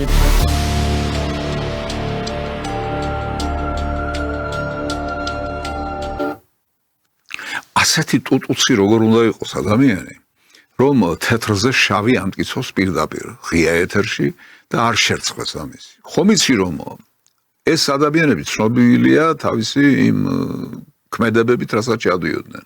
თავისი დანაშაულებრივი ქმედებებით და რომ მოიტანე ეს ფოტოები და რომ გვიფრიალებ, არაფერი დაუშავებია თუ აგერ თუ არ დაუშავებიათ. ქვებს ისვრიან, ძალადობენ, ცეცხლს ისვრიან, გეგმავენ რაღაც უბედურებას. ყველაფერი ეს ჩანს და ყველაფერი ეს იცის ქვეყანამ. კი მართალია, რამდენიმე ასეული კაცი მათი მხარდამჭერია, იმიტომ რომ რეგვენებით არის ალსა ეს ქვეყანა. აი ეს რეგვენები ყავთ მათ მხარდამჭერებად, მაგრამ თლად ეს რეგვენები ხომ არ არიან ამ ქვეყანაზე, არა სხვებიც არიან. სხვებიც არიან ადამიანები, ნორმალურად მოაზროვნე ადამიანები, რომლებიც ავს და კარგს, თეთრს და შავს, დამნაშავეს და უდანაშაულოს ერთმანეთისგან არჩევენ და ანსხვავებენ. ამიტომ ეს ნომრები არ გაგივათ და სხვათა შორის სადაც ეს მოიტანეთ, აი ერთ-ერთ ტელე დებატებს ესწრებოდით თქვენ და იქ წარმოადგინეთ ეს ყველაფერი, იქვე მიიღეთ პასუხი, საკადრისი პასუხი იმის გამო, რისი გასაღებაც და რისი შემოსაღებაც მოინდომეთ საზოგადოებისთვის. ჩვენ გასული წლების განმავლობაში გამოვიარეთ რევოლუციის 5 მცდელობა. და ეს იყო ძალადობრივი მცდელობები, რომლებშიც ჩართული იყვნენ კონკრეტული ადამიანები. და თქვენი პასუხისმგებლობაც არის ამ ყველაფერში. თქვენ წინა ხაზზე, ფრონტის წინა ხაზზე ამ ძალადობრივ აქციებში გაუშვით ეს ახალგაზრდები და მოკალათებული ხართ ახლა სავარძელში. ეს არის თქვენი პასუხისმგებლობა ბუნებრივია. რა თქმა უნდა, არაფერი არ იმალება ამ ქვეყანაზე და ყველა მიცის ვისთან აქვს საქმე. მეხუთე კოლონა დასავლეთის ყველაზე ბნელი ძალებისა, დასავლეთის აგენტურა, რომელიც უკვე იყო ხელისუფლებაში, ცდილობს რევანშს და ცდილობს ხელისუფლებაში მობრუნებას. ამისთვის არ ერიდება არც ძალადობას, არც ღალატს. ერთ სიტყვით, ნებისმიერი დასაძრახი ქმედება მათთვის მისაღებია, ოღონდ თავიანთ მიზანს მიაღწიონ.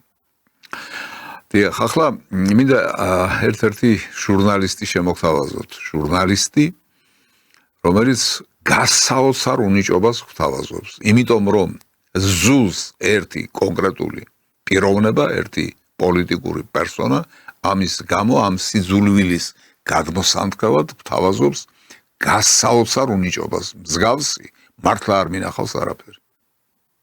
ბიძინამ ბიძინაში ბიძინათი იბიძინა. გამოვბიძინდი. ჩამობიძინებული ბიძინები ბიძინაში ბიძინურად შებიძინდნენ. გაგიბიძინდებათ, ბიძინამ ბიძინიზმი განაბიძინა. ბიძინა ბიძინობით, ბიძინას ბიძინებზეც გაბიძინდნენ ბიძინაკები. აი ეს ადამიანები არიან ის რაინდები, რომლებიც რუსეთს ებრძვიან. რუსებს ებრძვიან და თავიანთი ჭკუით დაამარცხებენ კიდეც. სხვათა შორის ამ რუსეთთან ბრძოლის თემას მინდა რამდენიმე სიუჟეტი მიუძღვნა, აი ამ ფსიქიატრიის რენტგენიდან, აი ერთ-ერთი რუსეთთან მებრძოლი მამაცი ქალბატონი.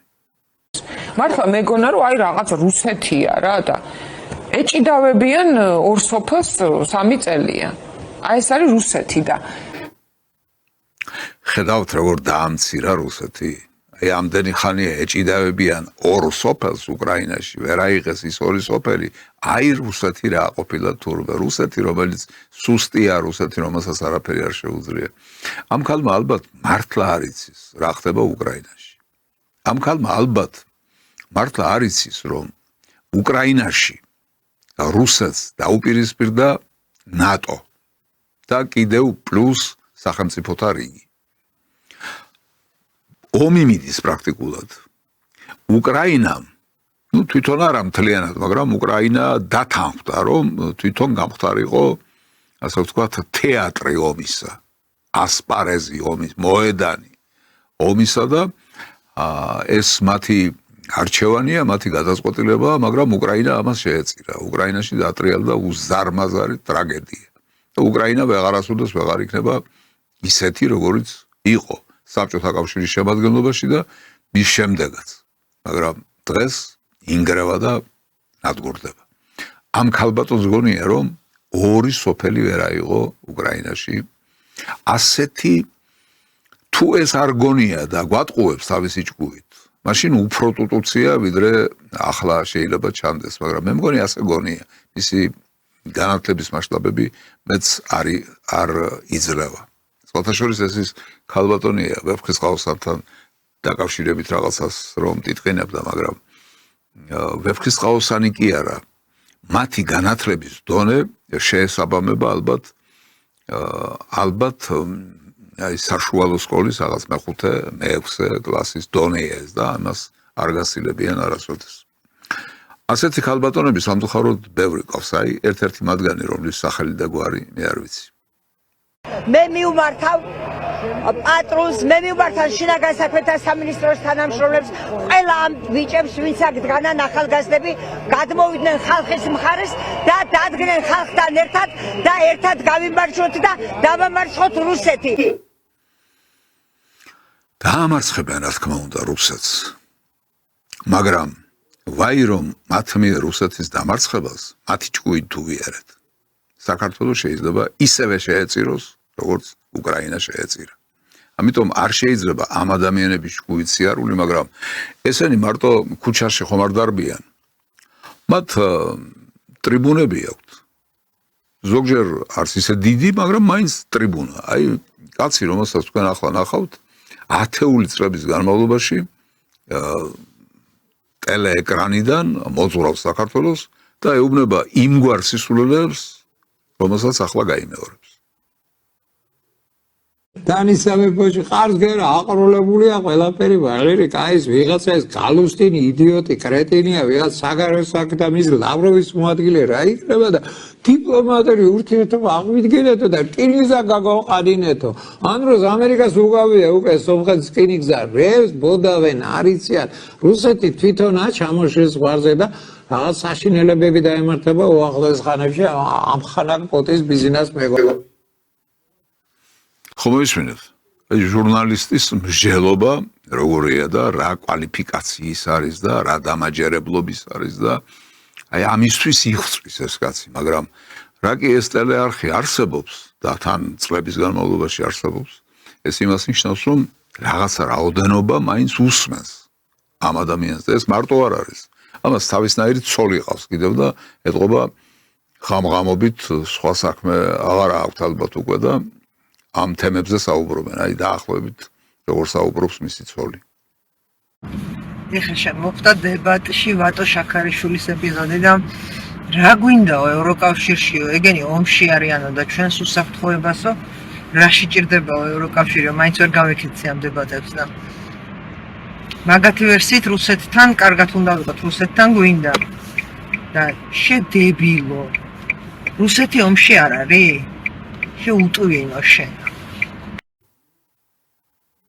აი ეს არის ალხანას ჩალხანა არ დაელევაო, ნათქვამი რომ არის ისე ამ ცოლფრის საქმე და ახლა მინდა კიდევ ერთი საკმაოდ ცნობილი კაცი წარმოგიდგინოთ.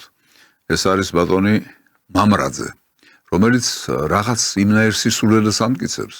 სოფლიოში არავის რომ არ უთქვამს, მაგრამ საიდანღაც მოიგონა რომ ეს ჭეშმარიტება. ქობინებს სჭირდება განახლება და მუდმივი მოვლა. იმიტომ პროცესები შიგნით მიმდინარეობს, მუხტი სუსტდება და აღარაფერ ხდება.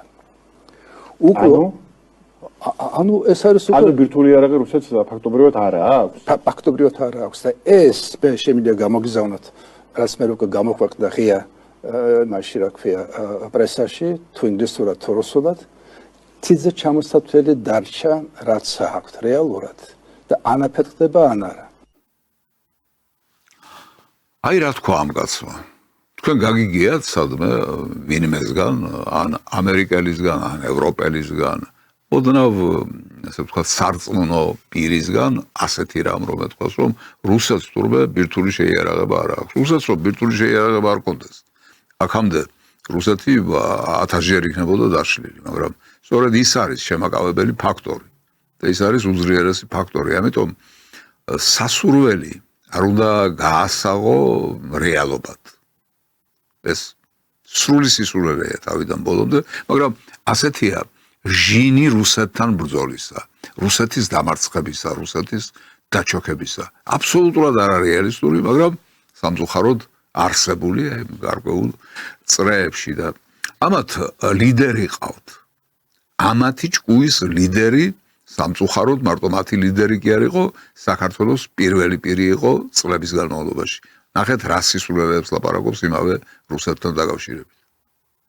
რუსეთის არმიას ჯერჯერობით მათი მონაწილე თბილისის აღება არ შეუძლიათ, იმიტომ რომ ჯერეთი 2008 წლის შემდეგ ჩვენ ყველგან ჩავაყენეთ ბეტონის ბუნკერები, იქ როგორც ჩააყენებ არტილერიას, მინიმუმ 6 თვე შეგიძლია თბილისიდან მოიგერიო რუსეთის ძალები. ჩვენ უფრო პრობლემა მქონდა სომხეთიდან რომ შემოსულიყვნენ იმ მოგერიების და კახეთიდან არ ჰქონდათ მათ გზა და სომხეთიდან კიდე ვაშენებთ თხრილებს.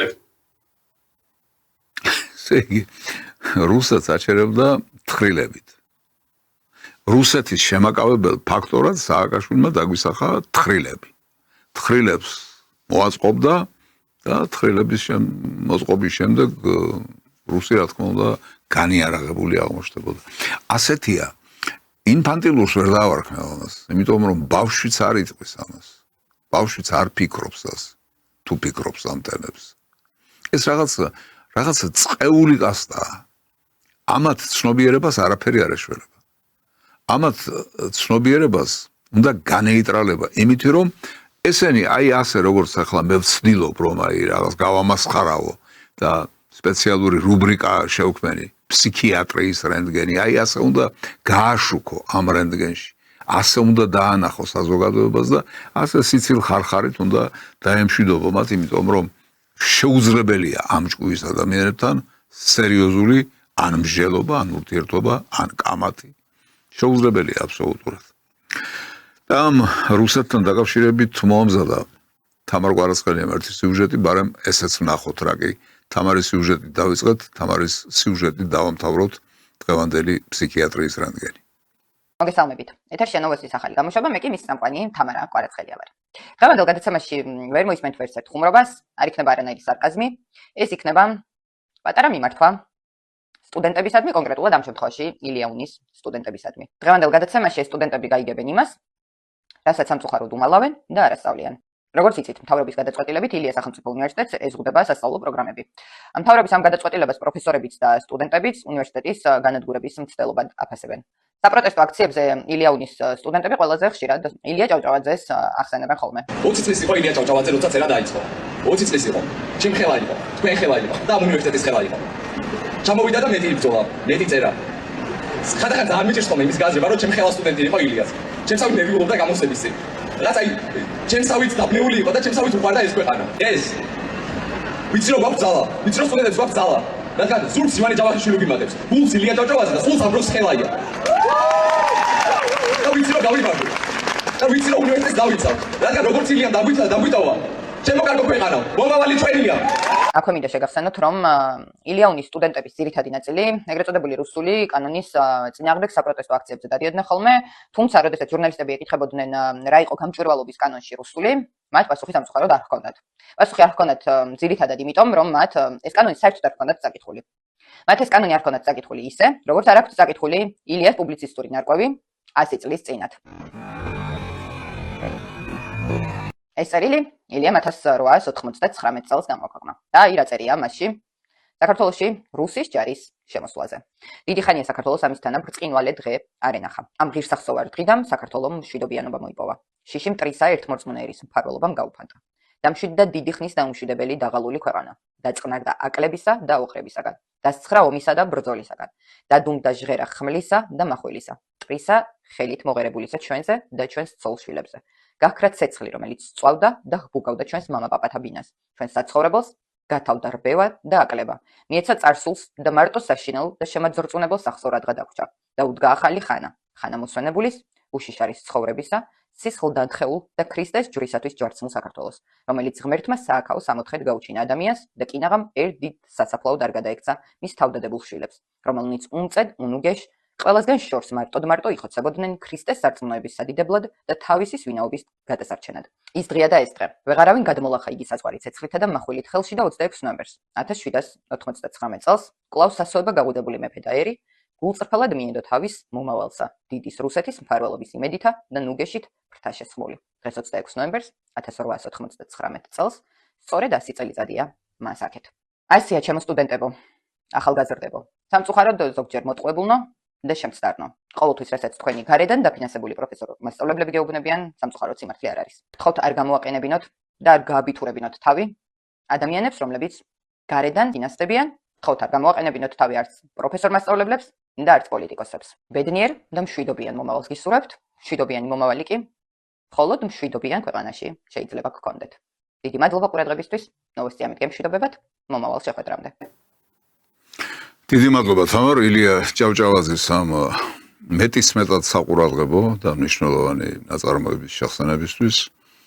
რა თქმა უნდა არა აქვს წაკითხული, რა თქმა უნდა არაფერი არ იციან, მაგრამ იმ შემთხვევაშიც კი, როდესაც რაღაცა იციან, მათ ზალავთ ეშმაკი, ზალავთ ცდუნება, ზალავთ ფული, რომელსაც უხდიან საქართველოს წინააღმდეგ ბრძოლაში და ამიტომ არიან ასეთი გადაგვარებულები. დიახ, რაც შეეხება საერთაშორისო ვითარებას. კარგი და საიმედო არცაიდან არაფერი ჩანს. უკრაინის შესახებ მოლაპარაკებები თანდათანობით ჩიხში შედის, სამწუხაროდ და საუბედუროდ. ევროპასა და ამერიკას შორის ურთიერთობები იძაბება და სწორედ ამას მინდა ახლა ერთი სიუჟეტი მიუძღვნა. უпроსორად ორ ნაწილად გავყოფ ამ თემას და ისე წარმოგიდგენთ, რა ხდება ევროპასა და ამერიკას შორის. ეს უაღრესად მნიშვნელოვანია, იმიტომ რომ ეს ცვლის თლიან გეოპოლიტიკურ სურათს მთელ მსოფლიოში.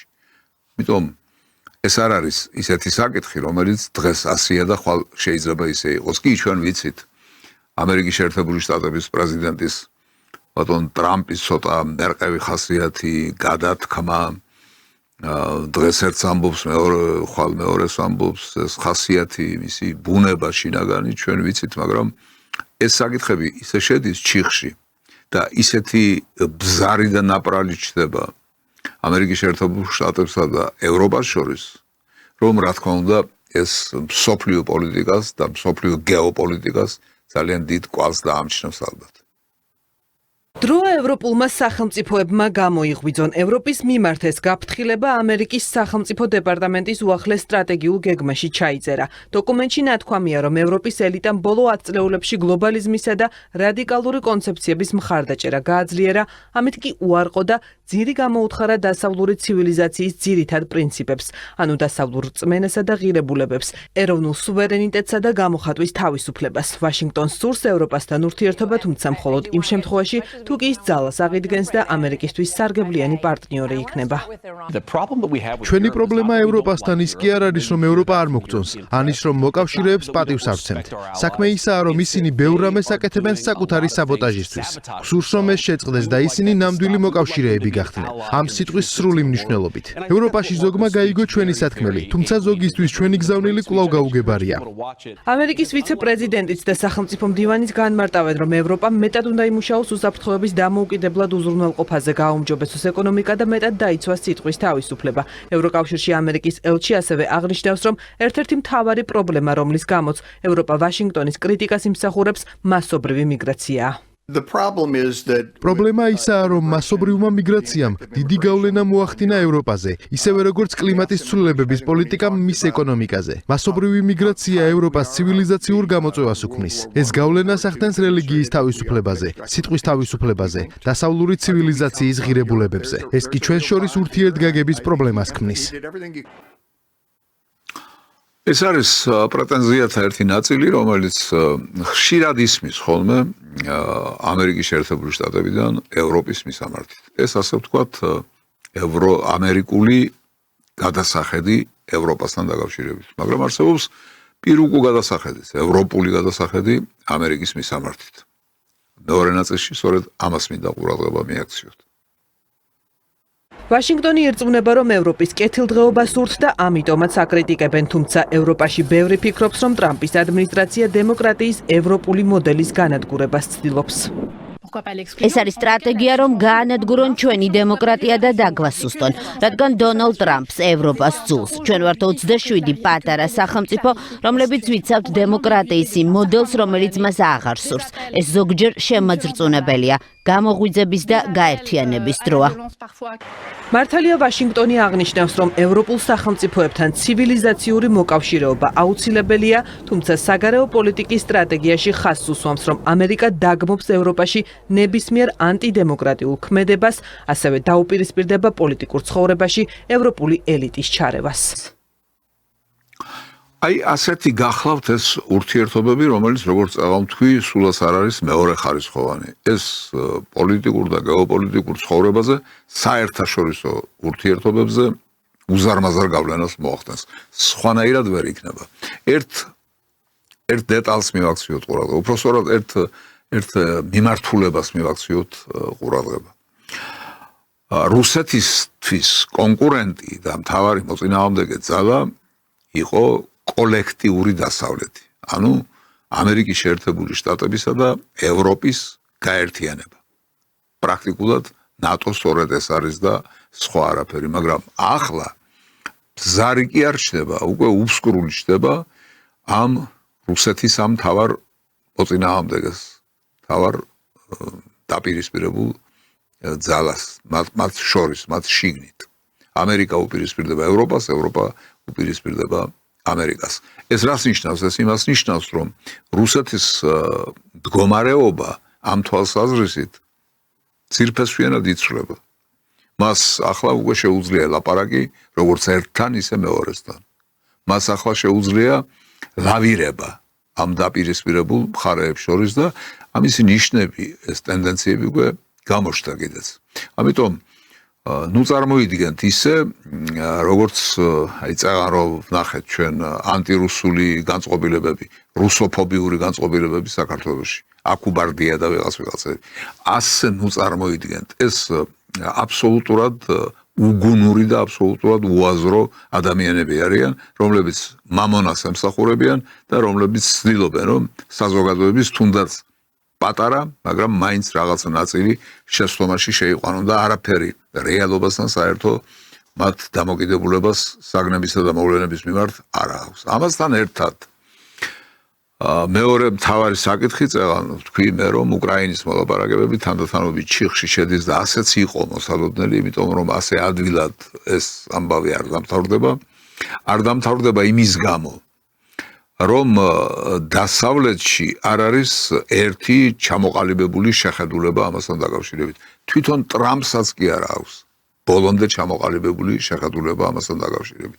კი მას სურს რომ ეს ომი დამთავრდეს თითქოს, მაგრამ მეორეს მხრივ მას სურს რომ მუდმივად ჰქონდეს რაღაცა ბერკეტი რუსეთზე გავლენის მოსახდენად. ამიტომ აი ეს ერთი სურვილი და ეს მეორე სურვილი ერთმანეთს ეწინააღმდეგება, ერთმანეთს უპირისპირდება და თვითონ ბატონი ტრამპი არ არის ჩამოყალიბებული ამ საკითხში ბოლომდე. ახლა თუ ამას იმასაც დავამატებთ, რომ წრეები ტრამპის ირგვლივ ვინც არიან, ეს არის სამხედრო სტრუქტურა, ეს არის სპეციალური სამსახურები, ეს არის პოლიტიკური წრეები და ეს არის ფინანსური წრეები, რომლებსაც ყველას თავისი მიდგომა აქვს, ყველას თავისი კუთხე და რაკურსი აქვს უკრაინის საკითხთან დაკავშირებით და სულაც არ არიან ისინი მონდომებული და მოწადინებული იმისთვის, რომ ეს საკითხი მალე გადაიჭრას და ჩქარა გადაიჭრას. ამიტომ ტრამპი თვითონ გახვეულია ახლა ამ აბლაბუდაში და აქედან გამომდინარე, რა თქმა უნდა, რუსეთს მეტი ლავირების საშუალებაც აქვს და ხელფეხი ეხსნება, გაცილებით უფრო ეხსნება ხელფეხი, მით უმეტეს ამერიკა ევროპის დაპირისპირებას თუ გავითვალისწინებთ, იმისთვის, რომ უკრაინაში პროცესები წარმართოს ისე, როგორც მისთვის არის სასურველი და პროცესი შესაძლებელია დროში გაწელილი, მაინც მიიყვანოს იმ ლოგიკურ შედეგამდე, რისთვისაც ის იყო თავიდან ჩაფიქრებული. აი ასეთი პირი უჩანს ყველაფერს და აქ ერთ საკითხს წამოვწევ კიდევ ჩვენ რა უნდა ვაკეთოთ ამ შემთხვევაში, ამ ვითარებაში, როგორ უნდა მოვიქცეთ, რა გზას უნდა დავადგეთ. ჩვენ და სამწუხაროდ მე ვერ ვხედავ იმას, რომ ჩამოყალიბებული იყოს რაღაცა პოზიცია, შესაძლებელი არის და მე ვერ ვხედავ, იმიტომ რომ არაჩენენ, მაგრამ უფრო მგონია რომ ჩამოყალიბება ჩვენს ხელისუფლებას აკლია. საერთაშორისო ვითარებასთან დაკავშირებით და საგარეო ორიენტაციასთან დაკავშირებით. და ეს რომ ასია, ამაზე მეტყველებს სწორედ ის ვითარება, რაც უკრაინასთან დაკავშირებით ტრიალებს. ამერიკის ჩართულობით უკრაინა რუსეთის სამშვიდობო მოლაპარაკების მესამე რაუნდის შედეგი დისკუსიის გაგრძელებაა. ომში მყოფი მხარეები ტერიტორიულ საკითხზე ვერ თანხმდებიან. პოლიტიკოსებისა და სამხედროების გუშინ 5 საათიანი, დღეს კი მხოლოდ 2 საათიანი მოლაპარაკების შემდეგ მხოლოდ მოკლე კომენტარები გაკეთდა. ორდღიანი მოლაპარაკებები იყო მძიმე, თუმცა საქმიანი. ახალი რაუნდი უახლოეს მომავალში შედგება. დისკუსია საინტერესო და საგნობრივი იყო. რთული სამუშაო გვაქვს. საკვანძო საკითხებზე შეთანხმებას დრო სჭირდება. პროგრესი არის, თუმცა დეტალებს ვერ გავამხელ. დეტალებზე ნაწილობრივ ინფორმირებულია ვოლოდიმირ ზელენსკი. უკრაინის პრეზიდენტი ამბობს, რომ დელეგაციასთან ტელეფონით ყველა საკითხზე ვერ ილაპარაკა. თუმცა უთხრეს, რომ მოლაპარაკებებში პროგრესია სამხედრო მიმართულებით. შეთანხმდნენ ამერიკის მონაწილეობით ცეცხლის შეწყვეტის რეჟიმის მონიტორინგზე. პოლიტიკურ საკითხებზე პოზიციები კვლავ განსხვავებულია. დისკუსია რთულად წარიმართა. უკრაინას სამშვიდობო შეთანხმების ფარგლებში დონბასიდან ჯარის გაყვანაზე არ თანხმდება. ზელენსკი ამბობს, რომ მაშინ ოკუპანტმაც უკან უნდა დაიხიოს. მისი თქმით, უსამართლობაა, რომ დონალდ ტრამპმა რამდენჯერმე უკრაინას მოუწოდა დათმობაზე წასვლა და არა რუსეთს. ზელენსკი პუტინთან შეხვედრას ითხოვს. ეკონომისტის ცნობით რუსეთთან შეთანხმებაზე უკრაინულ დელეგაციაში უთანხმოებაა ნაწილი მის სწრაფად გაფორმებას ემხრობა. მეორე ნაწილი უკან დახევას ეწინააღმდეგება და დასავლელი პარტნიორებისგან რუსეთზე წნეხის გაძლიერებას ითხოვს. ნიუ-იორკ ტაიმსის ცნობით რუსეთის პრეზიდენტი დარწმუნებულია, რომ ომს იგებს და დონბასზე კონტროლის მოსაპოვებლად მზად არის კიდევ 2 წელი იბრძოლოს. აი ასეთი ვითარება, ასეთი პოზიციებია, ასეთი პირი უჩანს ყველაფერს, რომ ძალიან ჩქარა ეს საკითხები ვერ მოგვარდება და ვერ ჩამოყალიბდება. როგორია თვითონ დამოკიდებულება უკრაინის მიმართ, უკრაინის ლიდერის მიმართ ევროპაში, რომელიც ასევე იცვლება. ამერიკის შეერთებულ შტატებში, რომელიც ასევე იცვლება. თავიდან ამერიკის შეერთებული შტატების და ევროპაც თავზე ევლებოდა ზელენსკის და ცდილობდა, რომ ყველაფერი გაეკეთებინა მისი კაპრიზების დასაკმაყოფილებლად. ეს იქნებოდა ფინანსური დახმარება, ეს იქნებოდა შეიარაღებით დახმარება, ეს იქნებოდა ინფორმაციით დახმარება, ეს იქნებოდა საინფორმაციო ომში დახმარება, თუ ეს იქნებოდა იდეოლოგიური დახმარება. ყველანაირ დახმარებას უშურველად აძლევდნენ, მაგრამ ახლა ვითარება შეიცვალა. ახლა დამოკიდებულებები სხვაგვარია. მაგალითად, ბუნდესტაგში ჩასული და ბუნდესტაგში მისული, გერმანიაში ჩასული ზელენსკი წააწყდა ძალიან დიდ ჯებირს. ეს მასალა, რომელსაც ახლა წარმოგიდგენთ, ტრიალებს ინტერნეტში, მაგრამ ქართველები ამბობენ, რომ ეს ძველი მასალაა და მოასაღებთ ამას როგორც ახალს. არავინ არ ასაღებს როგორც ახალს და არა აქვს მნიშვნელობა. აბსოლუტურად არ აქვს მნიშვნელობა, ეს დღევანდელია, გუშინდელია თუ გუშინწინდელია. არავითარი მნიშვნელობა არ აქვს. ზელენსკის პირში მიახალეს სიმართლე, რომელიც მისთვის ძალიან მწარი იყო, მაგრამ რომელიც აუცილებლად უნდა თქმულიყო. და თუ ეს უფრო ადრე გაკეთდა, მით უკეთესი, გერმანიაში პოლიტიკური ძალები უფრო ადრე მოსულან გონს, ვიდრე თქვათ ჩვენ მოვეგეთ გონს. ჩვენ დღემდე ვერ მოვეგეთ გონს, იქ ადრე მოსულან ჭკუაზე და ადრე თქვეს ის, რასაც ეს ვაჟბატონი იმსახურებს. იქ არის ასეთი პარტია, ალტერნატივა გერმანიისთვის.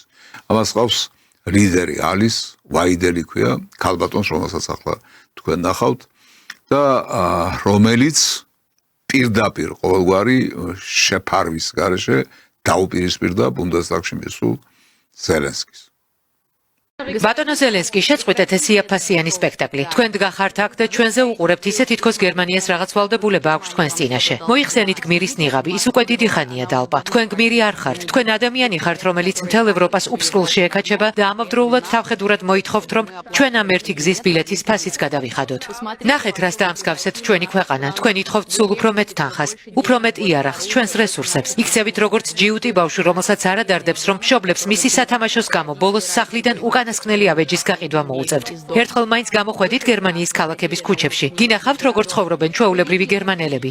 ჩვენი ხიდები ინგრევა, მატარებლები არ დადის, სკოლები გასარემონტებელია, ხოლო მაღაზიებში ფასები ისეთი მაღალია, რომ პენსიონერები საკვებსა და წამლებს შორის აკეთებენ არჩევანს. მაგრამ თქვენთვის ეს არაფერს ნიშნავს. თქვენთვის მთავარია საკუთარი და თქვენი ბანდის ჯიბეების გავსება, სანამ მიმდინარეობს ომი. თქვენ საუბრობთ თავისუფლების დაცვაზე, ნუ გვაცინებთ რა თავისუფლება. თქვენ აკრძალეთ ყველაფერი, რაც კი შეიძლება აკრძალულიყო. თქვენ გააჩუმეთ ყველა, ვინც არ გეთანხმებათ. თქვენ გააუქმეთ არჩევნები, რადგან იცით, თქვენი ხალხი იმ წამსვე გადაგაგდებთ სკამიდან, როგორც კი ბიულეტენს ხელში აიღებს. თქვენ უზურპატორი ხართ. თქვენ პრეზიდენტის სავარძელში უკანონოძი ხართ. თქვენი დრო დასრულდა. თქვენ უბრალოდ დიქტატორი ხართ, რომელიც ჯარისკაცების ზურგს უკან იმალება, რათა არ აგოს პასუხი საკუთარ დანაშაულებზე. და ყველაზე საშინელი ის არის, რომ თქვენ გინდათ ომში ჩაგვითრიოთ. არ ყოფნით ის, რომ უკრაინელები იხოცებიან. გინდათ, რომ გერმანიის ქალაქები ციცვოდეს. თქვენ მოითხოვთ შორმანძილზე მოქმედ ტაურუსის რაკეტებს. რისთვის? რომ მოსკოვს დაარტყათ? თქვენ მაინც ხვდებით, მერე რა მოხდება? პასუხი თქვენთან თავშესაფარში კი არ მოვა, ის ჩვეულებრივ გერმანელებს თავზე დაგვემხობა. თქვენ გინდათ მესამე მსოფლიო ომი გერმანიის ხელებით მოაწყოთ. თქვენ გინდათ, რომ ჩვენი ტანკები ისევ აღმოსავლეთში იწვოდეს, რომ რუსებმა ისევ მიგვიჩნიონ გამნადგურებელ მტრებად? თქვენ საშიში გიჟი ხართ, რომელსაც ხელში არც ასანთი უნდა მისცენ და მით უმეტეს რაკეტები. თქვენ გერმანიას საწვავ ზროხად გადააქციეთ. ყველაფრის ფასს ჩვენ ვიხდით. ჩვენ ვიხდით დახმარებებს თქვენს ლტოლვილებზე, რომლებიც აქ სამუშაოდ კი არ ჩამოდიან, არამედ გერმანელი მუშის კისერზე საცხოვრებლად რჩებიან. ისინი იღებენ ფულს, რომელზეც ჩვენი მოქალაქეები, რომლებიც 40 წელი მუშაობდნენ, მხოლოდ ოცნებობდნენ. ჩვენ ვფარავთ თქვენს ვალებს, ჩვენ ვარჩენთ თქვენს მთავრობას და სანაცვლოდ რას ვიღებთ? თქვენ ააფეთქეთ ჩვენი გასადენები, თქვენ დაგვაკარგვინეთ იაფი აირი, თქვენ გაანადგურეთ ჩვენი მრეწველობა და ამის შემდეგ თქვენ ბედავთ აქ ჩამოსვლას და რაღაცის მოთხოვნას. დიახ, თქვენ უნდა იდგეთ მუხლებზე და ბოდიში ითხოვოთ ყოველი გერმანელი მუშის წინაშე, რომელსაც თქვენ მომავალი წაართვით. სად არის ის მილიარდები, რომლებიც ჩვენ უკვე გამოგიგზავნეთ? გვაჩვენეთ ანგარიშები, ისინი არ არსებობს, რადგან ეს ფული თქვენს მეგობრების ანგარიშებზე დაჯდა. გადაიქცა ვალებად ესპანეთსა და იტალიაში თქვენი ცოლის ზვირადღირებულ მანქანებად. თქვენ ევროპაში ყველაზე კორუმპირებული სისტემა შექმნით. თქვენ დახმარებას ეშელონებით იპარავთ, მაშინ როცა ქუჩაში უბრალო ბიჭებს იჭერენ და ყოველგვარი მომზადების გარეშე ომში აგზავნიან. ამას პატრიოტიზმს ეძახით? ეს არის საკუთარი ხალხის გენოციდი გამდიდრების მიზნით. თქვენ შანტაჟისტი ხართ, ბატონო ზელენსკი. თქვენ გვაშინებთ, გვაწვევით, სინანულის გრძნობაზე თამაშობთ და ამ ტრიბუნიდან ტყუით, მაგრამ გერმანელები იწყებენ თვალისახელას. ჩვენ ვხედავთ, ვინ ხართ სინამდვილეში. თქვენ არ ხართ ევროპის დამცველი. თქვენ ხართ შავი ხვრელი, სადაც ხრება ჩვენი გადასახადები და ჩვენი უსაფრთხოება. საკმარისია, გერმანია თქვენგან დაიღალა. ჩვენ არ გვჭირდება თქვენი ომი. ჩვენ არ გვჭირდება თქვენი პრობლემები. ჩვენ გვჭირდება ჩვენი ფული აქ, ჩვენ სკოლებსა და საავადმყოფოებში. ჩვენ გვჭირდება იაფი გაზი და მშვიდობა მეზობლებთან და არა თქვენი შეშლილი გამარჯვების გეგმები, რომლებიც არავის ჯერა. გაეთრიეთ აქედან, წადით სახლში და გააკეთეთ ის, რაც დიდი ხნის წინ უნდა გაგეკეთებინათ. შეთანხმდით მშვიდობაზე ან გადადექით, მაგრამ აღარ გაბედოთ ჩვენგან არც ერთი ცენტის და არც ერთი ტყუის მოთხოვნა. თქვენი კეიფი ჩვენი ხარჯით დასრულდა, გაეთრიეთ ბუნდესტაგიდან. მეტი რა უნდა ეთქვა ვინმეს ზელენსკისთვის, რომ აი ყველაფერს ფარდა ჩამოხსნოდა და ყველაფერი დაგვენახა ისე, როგორც არის. მე მგონი ყველაფერია ნათქვამი. თუმცა ის არ არის ბოლომდე თქმული, რომ ზელენსკი ციდან არ ჩამოვარდნიდა და თავის თავად არ გაჩენილა. ზელენსკი როგორც პოლიტიკური დანაშაულებრივი ფიგურა თავიდან ბოლომდე შექმნილია დასავლეთის მიერ, ამერიკის შეერთებული შტატებისა და ევროკავშირის მიერ. ამიტომ აი ესეც უნდა ითქვას. და როდესაც ზელენსკის ეუბნებიან გაეთრია აქედანო, ეს იმას ნიშნავს, რომ იმ პოლიტიკასაც უნდა უთხრა, რომელმაც ზელენსკი შექმნა, გაეთრია აქედანო. ვინც იმ პოლიტიკას გაძალებს და ვინც იმ პოლიტიკისკენ მიბრუნებას ცდილობს, ისევ ახლა გართულებული გვაქვს მდგომარეობა საქართველოზე ლაპარაკობ უკვე. გართულებული გვაქვს მდგომარეობა ამერიკის შეერთებულ შტატებთანაც და ევროპასთანაც, მაგრამ ჯერ კიდევ ცდილობენ, რომ როგორმე ეს ურთიერთობები, როგორც ამბობენ ხოლმე, გადატვირთონ და ისევ ძველ ლიანდაგებზე დააბრუნონ, მაგრამ ეს კატასტროფაა. ეს გზა არ არის. ეს სწორი მიმართულება არ არის. იმიტომ რომ არც ევროპა და არც ამერიკა არასოდეს არავის არ მისცემს იმაზე ბედს, რაც ზელენსკის მისცა. ზელენსკის კი უთხრეს, გაეთრია აქედან. აი ეს არის რეალობა, რომელიც ბოლოს და ბოლოს უნდა დავინახოთ. ჯერჯერობით ჩვენი ხელისუფლება, მმართველი პარტია ამას ვერ ხედავს, ვერ დაგვანახა და ვერ ჩამოყალიბებულა ამ მიმართულებით. მე გამახსენდა ერთი ნათქვამი ბატონ ივანიშვილისა, რომელიც პოლიტიკურ ცხოვრებას ეხება საქართველოში. ვისაც გიყვარს ქვეყანა, არ მოხსოვს ივანიშვილიც კი, გამოდით და ხმამიეცით ერთადერთ ძალა, სამწუხაროდ არ აგებთ არჩევანი და ბოდის მოვიხდით ამაზე, მაგრამ ეს არ არის ჩემი ბრალეულობა. გექნებათ არჩევანი ამის შემდგომ. თქვენ გექნებათ არჩევანი, არა ქართული ოცნება, არამედ მსგავსი და უკეთესი აირჩიოთ. აი ამ სიტუაციას შევქმნით ჩვენ შემდეგი არჩევნებისთვის. ოპოზიცია იმდენ იქნება, რამდენიც გვინდა. მე ვაძლევ პირობას, რომ შემდეგ არჩევნებზე მათ ექნებათ არჩევის გაკეთების საშუალება კაკსა და უკეთეს შორის. შეხედეთ, რას გვპირდება ბატონი ივანიშვილი, რომ ოპოზიცია ახლა თუ არ არსებობს ისეთი, რომელიც მისაღებია თქვენთვის მომავალში, იარსებებს. ანუ მე შეგიქმნით ოპოზიციას, რა პრობლემაა, როგორც სააკაშვილის ხროვისგან შევქმენი ოპოზიცია მთელი 13 წლის განმავლობაში. ასევე შევქმნე ახალ ოპოზიციას, ოღონდ ჩემგან იქნება მართული ის ოპოზიცია. ჯიბის ოპოზიცია იქნება, მართული ოპოზიცია იქნება, მაგრამ ოპოზიცია იქნება და თანაც ერთს კი არ შევქმნი. ბევრს შევქმნი, რამდენიმე შევქმნი და მე თქვენ რომელიც გინდათ ის ამოარჩიეთ, საბოლოო ჯამში მაინც ჩემი არჩევანი გამოვა. ასე ამას გვირდება ბატონი ბიძინა ივანიშვილი, მაგრამ მე უნდა ვუთხრა მას, რომ ჩვენ ოპოზიციას კი არ ვეძებთ და ოპოზიციის შექმნას კი არ ვითხოვთ ვინმესგან. ქართველი ხალხი. ჩვენ ვითხოვთ სწორ ორიენტაციას. ჩვენ ვითხოვთ გარკვევას საერთაშორისო პოლიტიკურ ვითარებაში. ჩვენ ვითხოვთ სრულიად ახლებურ დამოკიდებულებებს გარე სამყაროსთან. დიამეტრალურად არის შესაძლებელი ჩვენი ხედვა საერთაშორისო ვითარებისა და ძიება საერთაშორისო პარტნიორებისა. 40 წლის განმავლობაში ჩვენ ვიარეთ შეცდომის გზით. ძაღლის ყბა გამოვიბი ამ 30-35 წლის განმავლობაში. იმისთვის რომ მეჩვენებინა როგორმე საით არის სწორი გზა და საით არის მცდარი გზა. აი ახლა წმინდა შემოგთავაზოთ ერთი ფრაგმენტი 2019 წლის გადაცემიდან თუ საით ვიხრებოდი და რა მაგალითებს უჩვენებდი ქართულ ხალხს. არის თუ არა ირგვლივ მაგალითები, რომ მოვიხედოთ იმისა, რომ ვიღაცა სხვა გზით წავიდა, ვიღაცამ სხვა გამოსავალი ნახა, ვიღაცა სხვა მიმართულება აირჩია. არის ასეთი მაგალითი.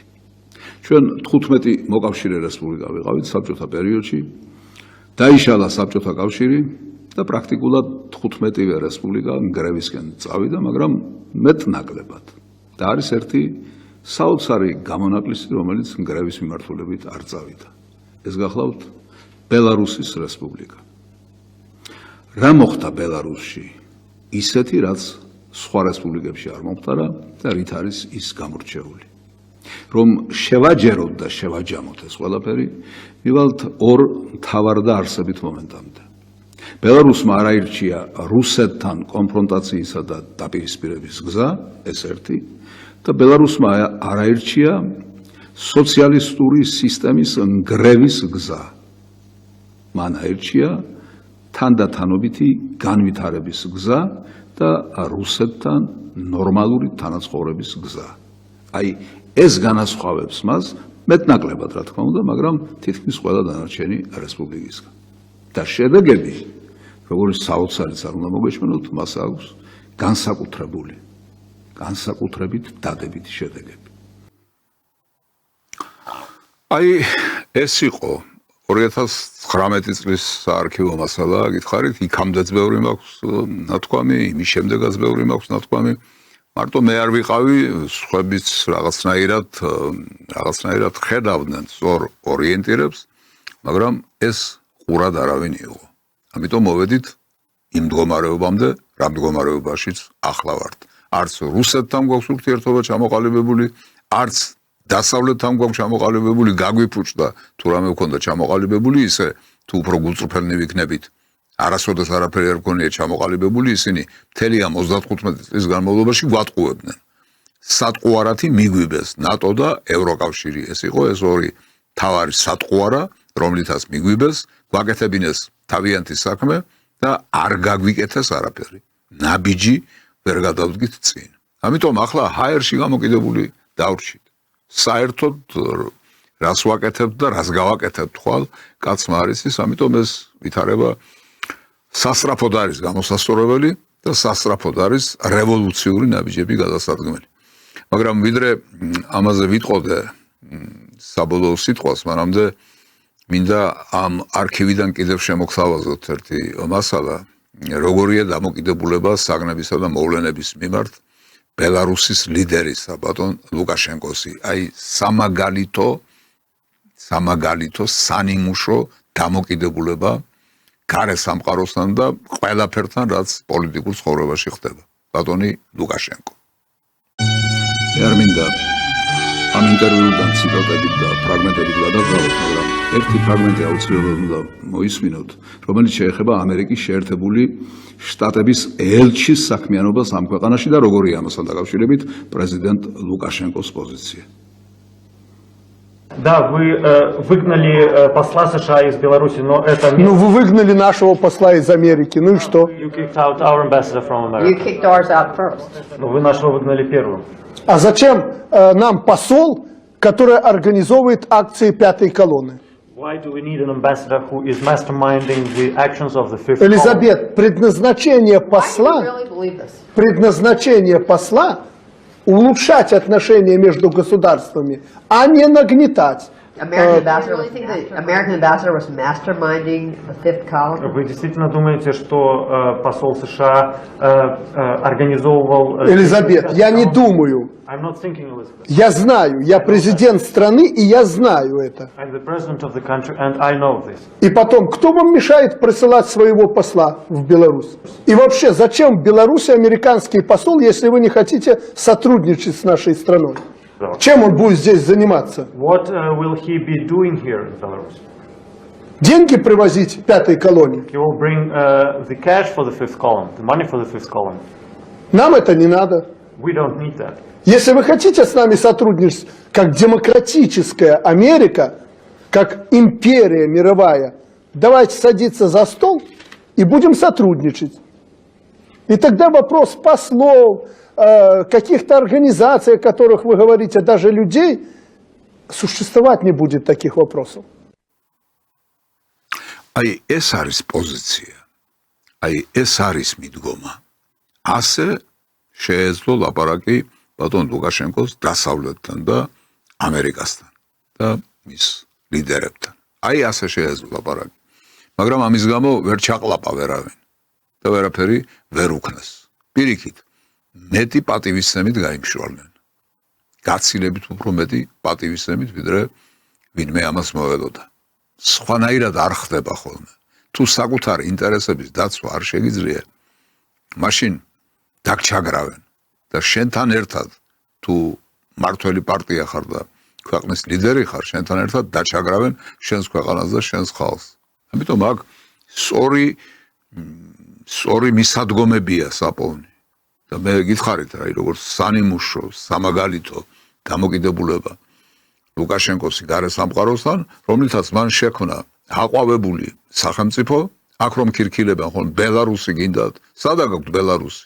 ბელარუსი გვინდა, როგორ არ გვინდა? ბელარუსი არის აყვავებული ქვეყანა, ბელარუსი არის წესრიგი, ბელარუსი არავის ხშია, ბელარუსი არავის წყურია, ბელარუსი არავინ იჩაგრება, ბელარუსი არ არის სოციალური უთანასწორობის ის მასშტაბი, რაც აქ არის. ამიტომ სწორედ რომ გვინდა ბელარუსი და ამასთან დაკავშირებითაც ბოლოს ჩემს სათქმელს გეტყვით, მაგრამ მანამდე ერთი პასაჟი მინდა კიდევ მოგასმენინოთ ბატონ ლუკაშენკოს იმავე ინტერვიუდან, სადაც მან პუტინთან დაკავშირებით თავისი პოზიცია ძალიან მოკლედ ჩამოაყალიბა. და ამავე ინტერვიუდან მინდა შემაჯამებელი ფრაზა მოგასმენინოთ президент Лукашенкоси, რომელიც ეხება რუსეთს და კონკრეტულად მის პრეზიდენტს Владимир Путинს. Мы с Путиным в очень хороших отношениях. Мы больше 10 лет работаем вместе. We work together for more than 10 years now. И советую вам не демонизировать Путина. Но хочу вам сказать, что Путин не нравится американцам, политикам в Соединенных Штатах Америки, потому что это такой жесткий человек со стержнем внутренним, и который без колебаний в любой ситуации будет защищать интересы России. Наверное, это Америке не нравится, поэтому вы начинаете так потихоньку на него накатывать. Мне показалось, что в прошлом году, наоборот, пытались перезагрузить отношения. Ну, вы пытались и всегда пытаетесь отношения перезагрузить в свою пользу. С Россией подобным языком и с Путиным, в частности, разговаривать я вам не советую. Ai es უთხრა ბელარუსის პრეზიდენტმა ბატონმა ლუკაშენკომ ამერიკელ ჟურნალისტს. ეს უთხრა, რომ პუტინთან არ გირჩევთ ისე ლაპარაკს, როგორც თქვენ ცდილობთ, რომ მას დაელაპარაკოთ. პუტინს უნდა ელაპარაკოთ ისე, როგორც უნდა ელაპარაკოთ ადამიანს, რომელიც მუდმივად იცავს საკუთარი ქვეყნის და საკუთარი ხალხის ინტერესებს, მხოლოდ ამის გათვალისწინებით. ახლა მე წეღარ რომ წარმოგიდგინეთ თქვენ მართალია ისინი ავამტყოფები არიან, ეს რუსოფობები და რუსეთის მოძულეები, მაგრამ მიდგომა ამის მსგავსი მიდგომა, რაც წეღარ წარმოგიდგინეთ, დასაშვებია ვინმესგან. დაუშვებელია, იმიტომ რომ შედეგს არ მოიტანს. შედეგს სხვა რამე მოიტანს. ინტერესთა დაპირისპირებისგან ინტერესთა ჰარმონიზებისკენ წასვლა. გათვალისწინება იმისა, თუ რა ინტერესები აქვს რუსეთს. და გათვალისწინება იმისა, ამ ინტერესებში როგორ შეიძლება საქართველოს ინტერესები მაქსიმალურად იყოს დაცული. იქამდე, რომ საქართველოს ტერიტორიული მთლიანობის საკითხის გადაწყვეტს და ყველა სხვა პრობლემა საგარეო თუ საშინაო, ეკონომიკური თუ სხვა სახის გადაწყვეტს თავიდან ბოლომდე. ამისთვის ნაბიჯია გადასადგმელი და მე წაღარ ამას რევოლუციური ნაბიჯი დავარქვი.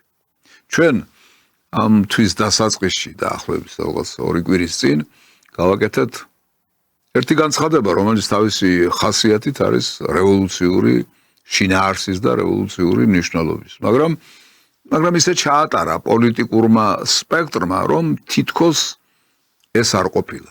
არადა დღეს გაჩვენეთ მე რამდენი ხნის წინ მაქვს დაწყებული ბრძოლა ამ მიმართულებით და აი იმ 2 კვირის წინ რა განცხადება გაკეთდა ჩვენი სახელით.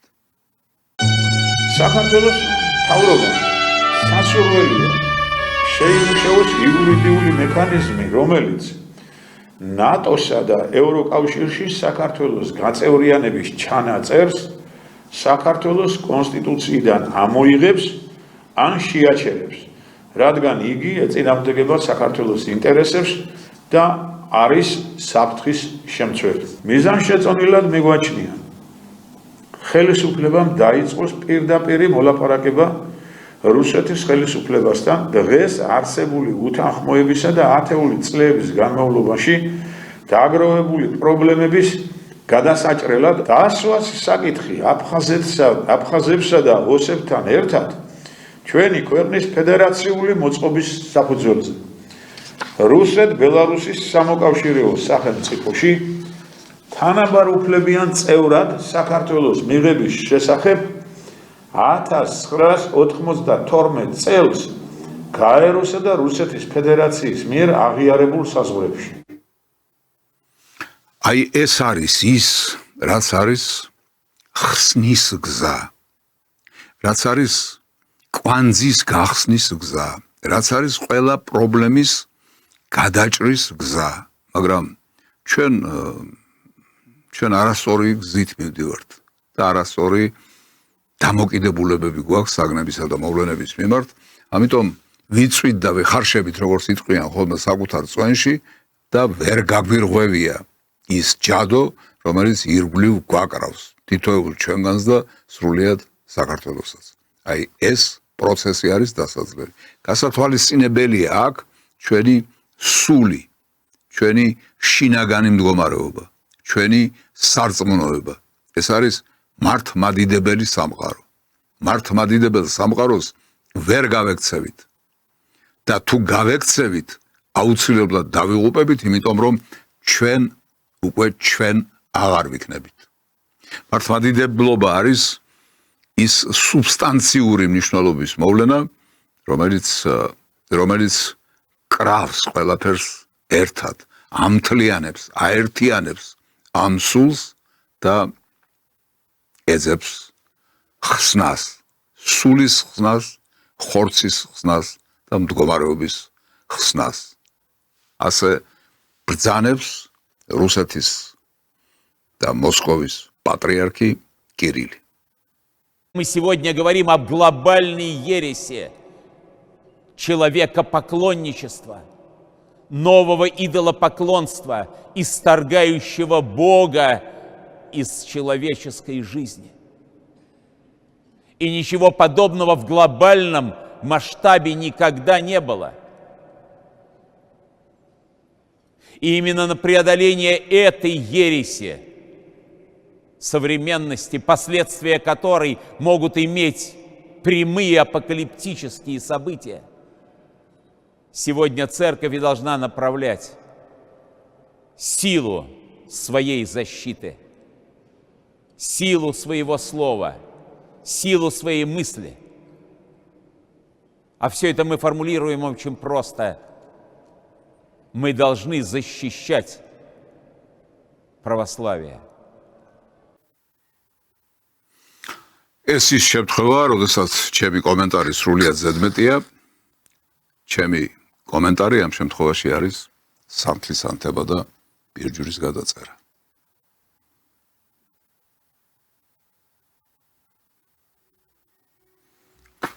აი, რა უნდა გავაკეთოთ ჩვენ? უნდა ავანთოთ სანთელი, უნდა გადავიწეროთ პირჯვარი და ეს მხოლოდ მექანიკური მოძრაობა რომ არ იყოს, უნდა ვიფიქროთ მართლმადიდებლობაზე, უნდა ვიფიქროთ სუბსტანციაზე, საიდანაც მოვდივართ ქართველები, როგორც ქართველები. ვფიქრობ, რომ რაც სათქმელი ფონდა დღეს ამ გადაცემაში, თითქმის ყველაფერი ასე თუ ისე თქვი, როგორც შეგვიძლია გადავიწერ პირჯვარს, თან თხოვთ გააკეთოთ იგივე და იაროთ ამ მიმართულებით ისე ჯიუტად, როგორც ამ გადაცემის ბოლოში ეს ანგელოზი მიემართება ეკლესიისკენ, მიემართება ამ ძნელად დასაძლევ ბარიერზე, ამ კიბეებზე, იმისთვის რომ მიუახლოვდეს ეკლესიას, მიუახლოვდეს ღმერთს, მიუახლოვდეს ჭეშმარიტებას, მიუახლოვდეს სიყვარულს, მიუახლოვდეს სიკეთეს და რა თქმა უნდა, მიუახლოვდეს ანთებულ სანთლებს.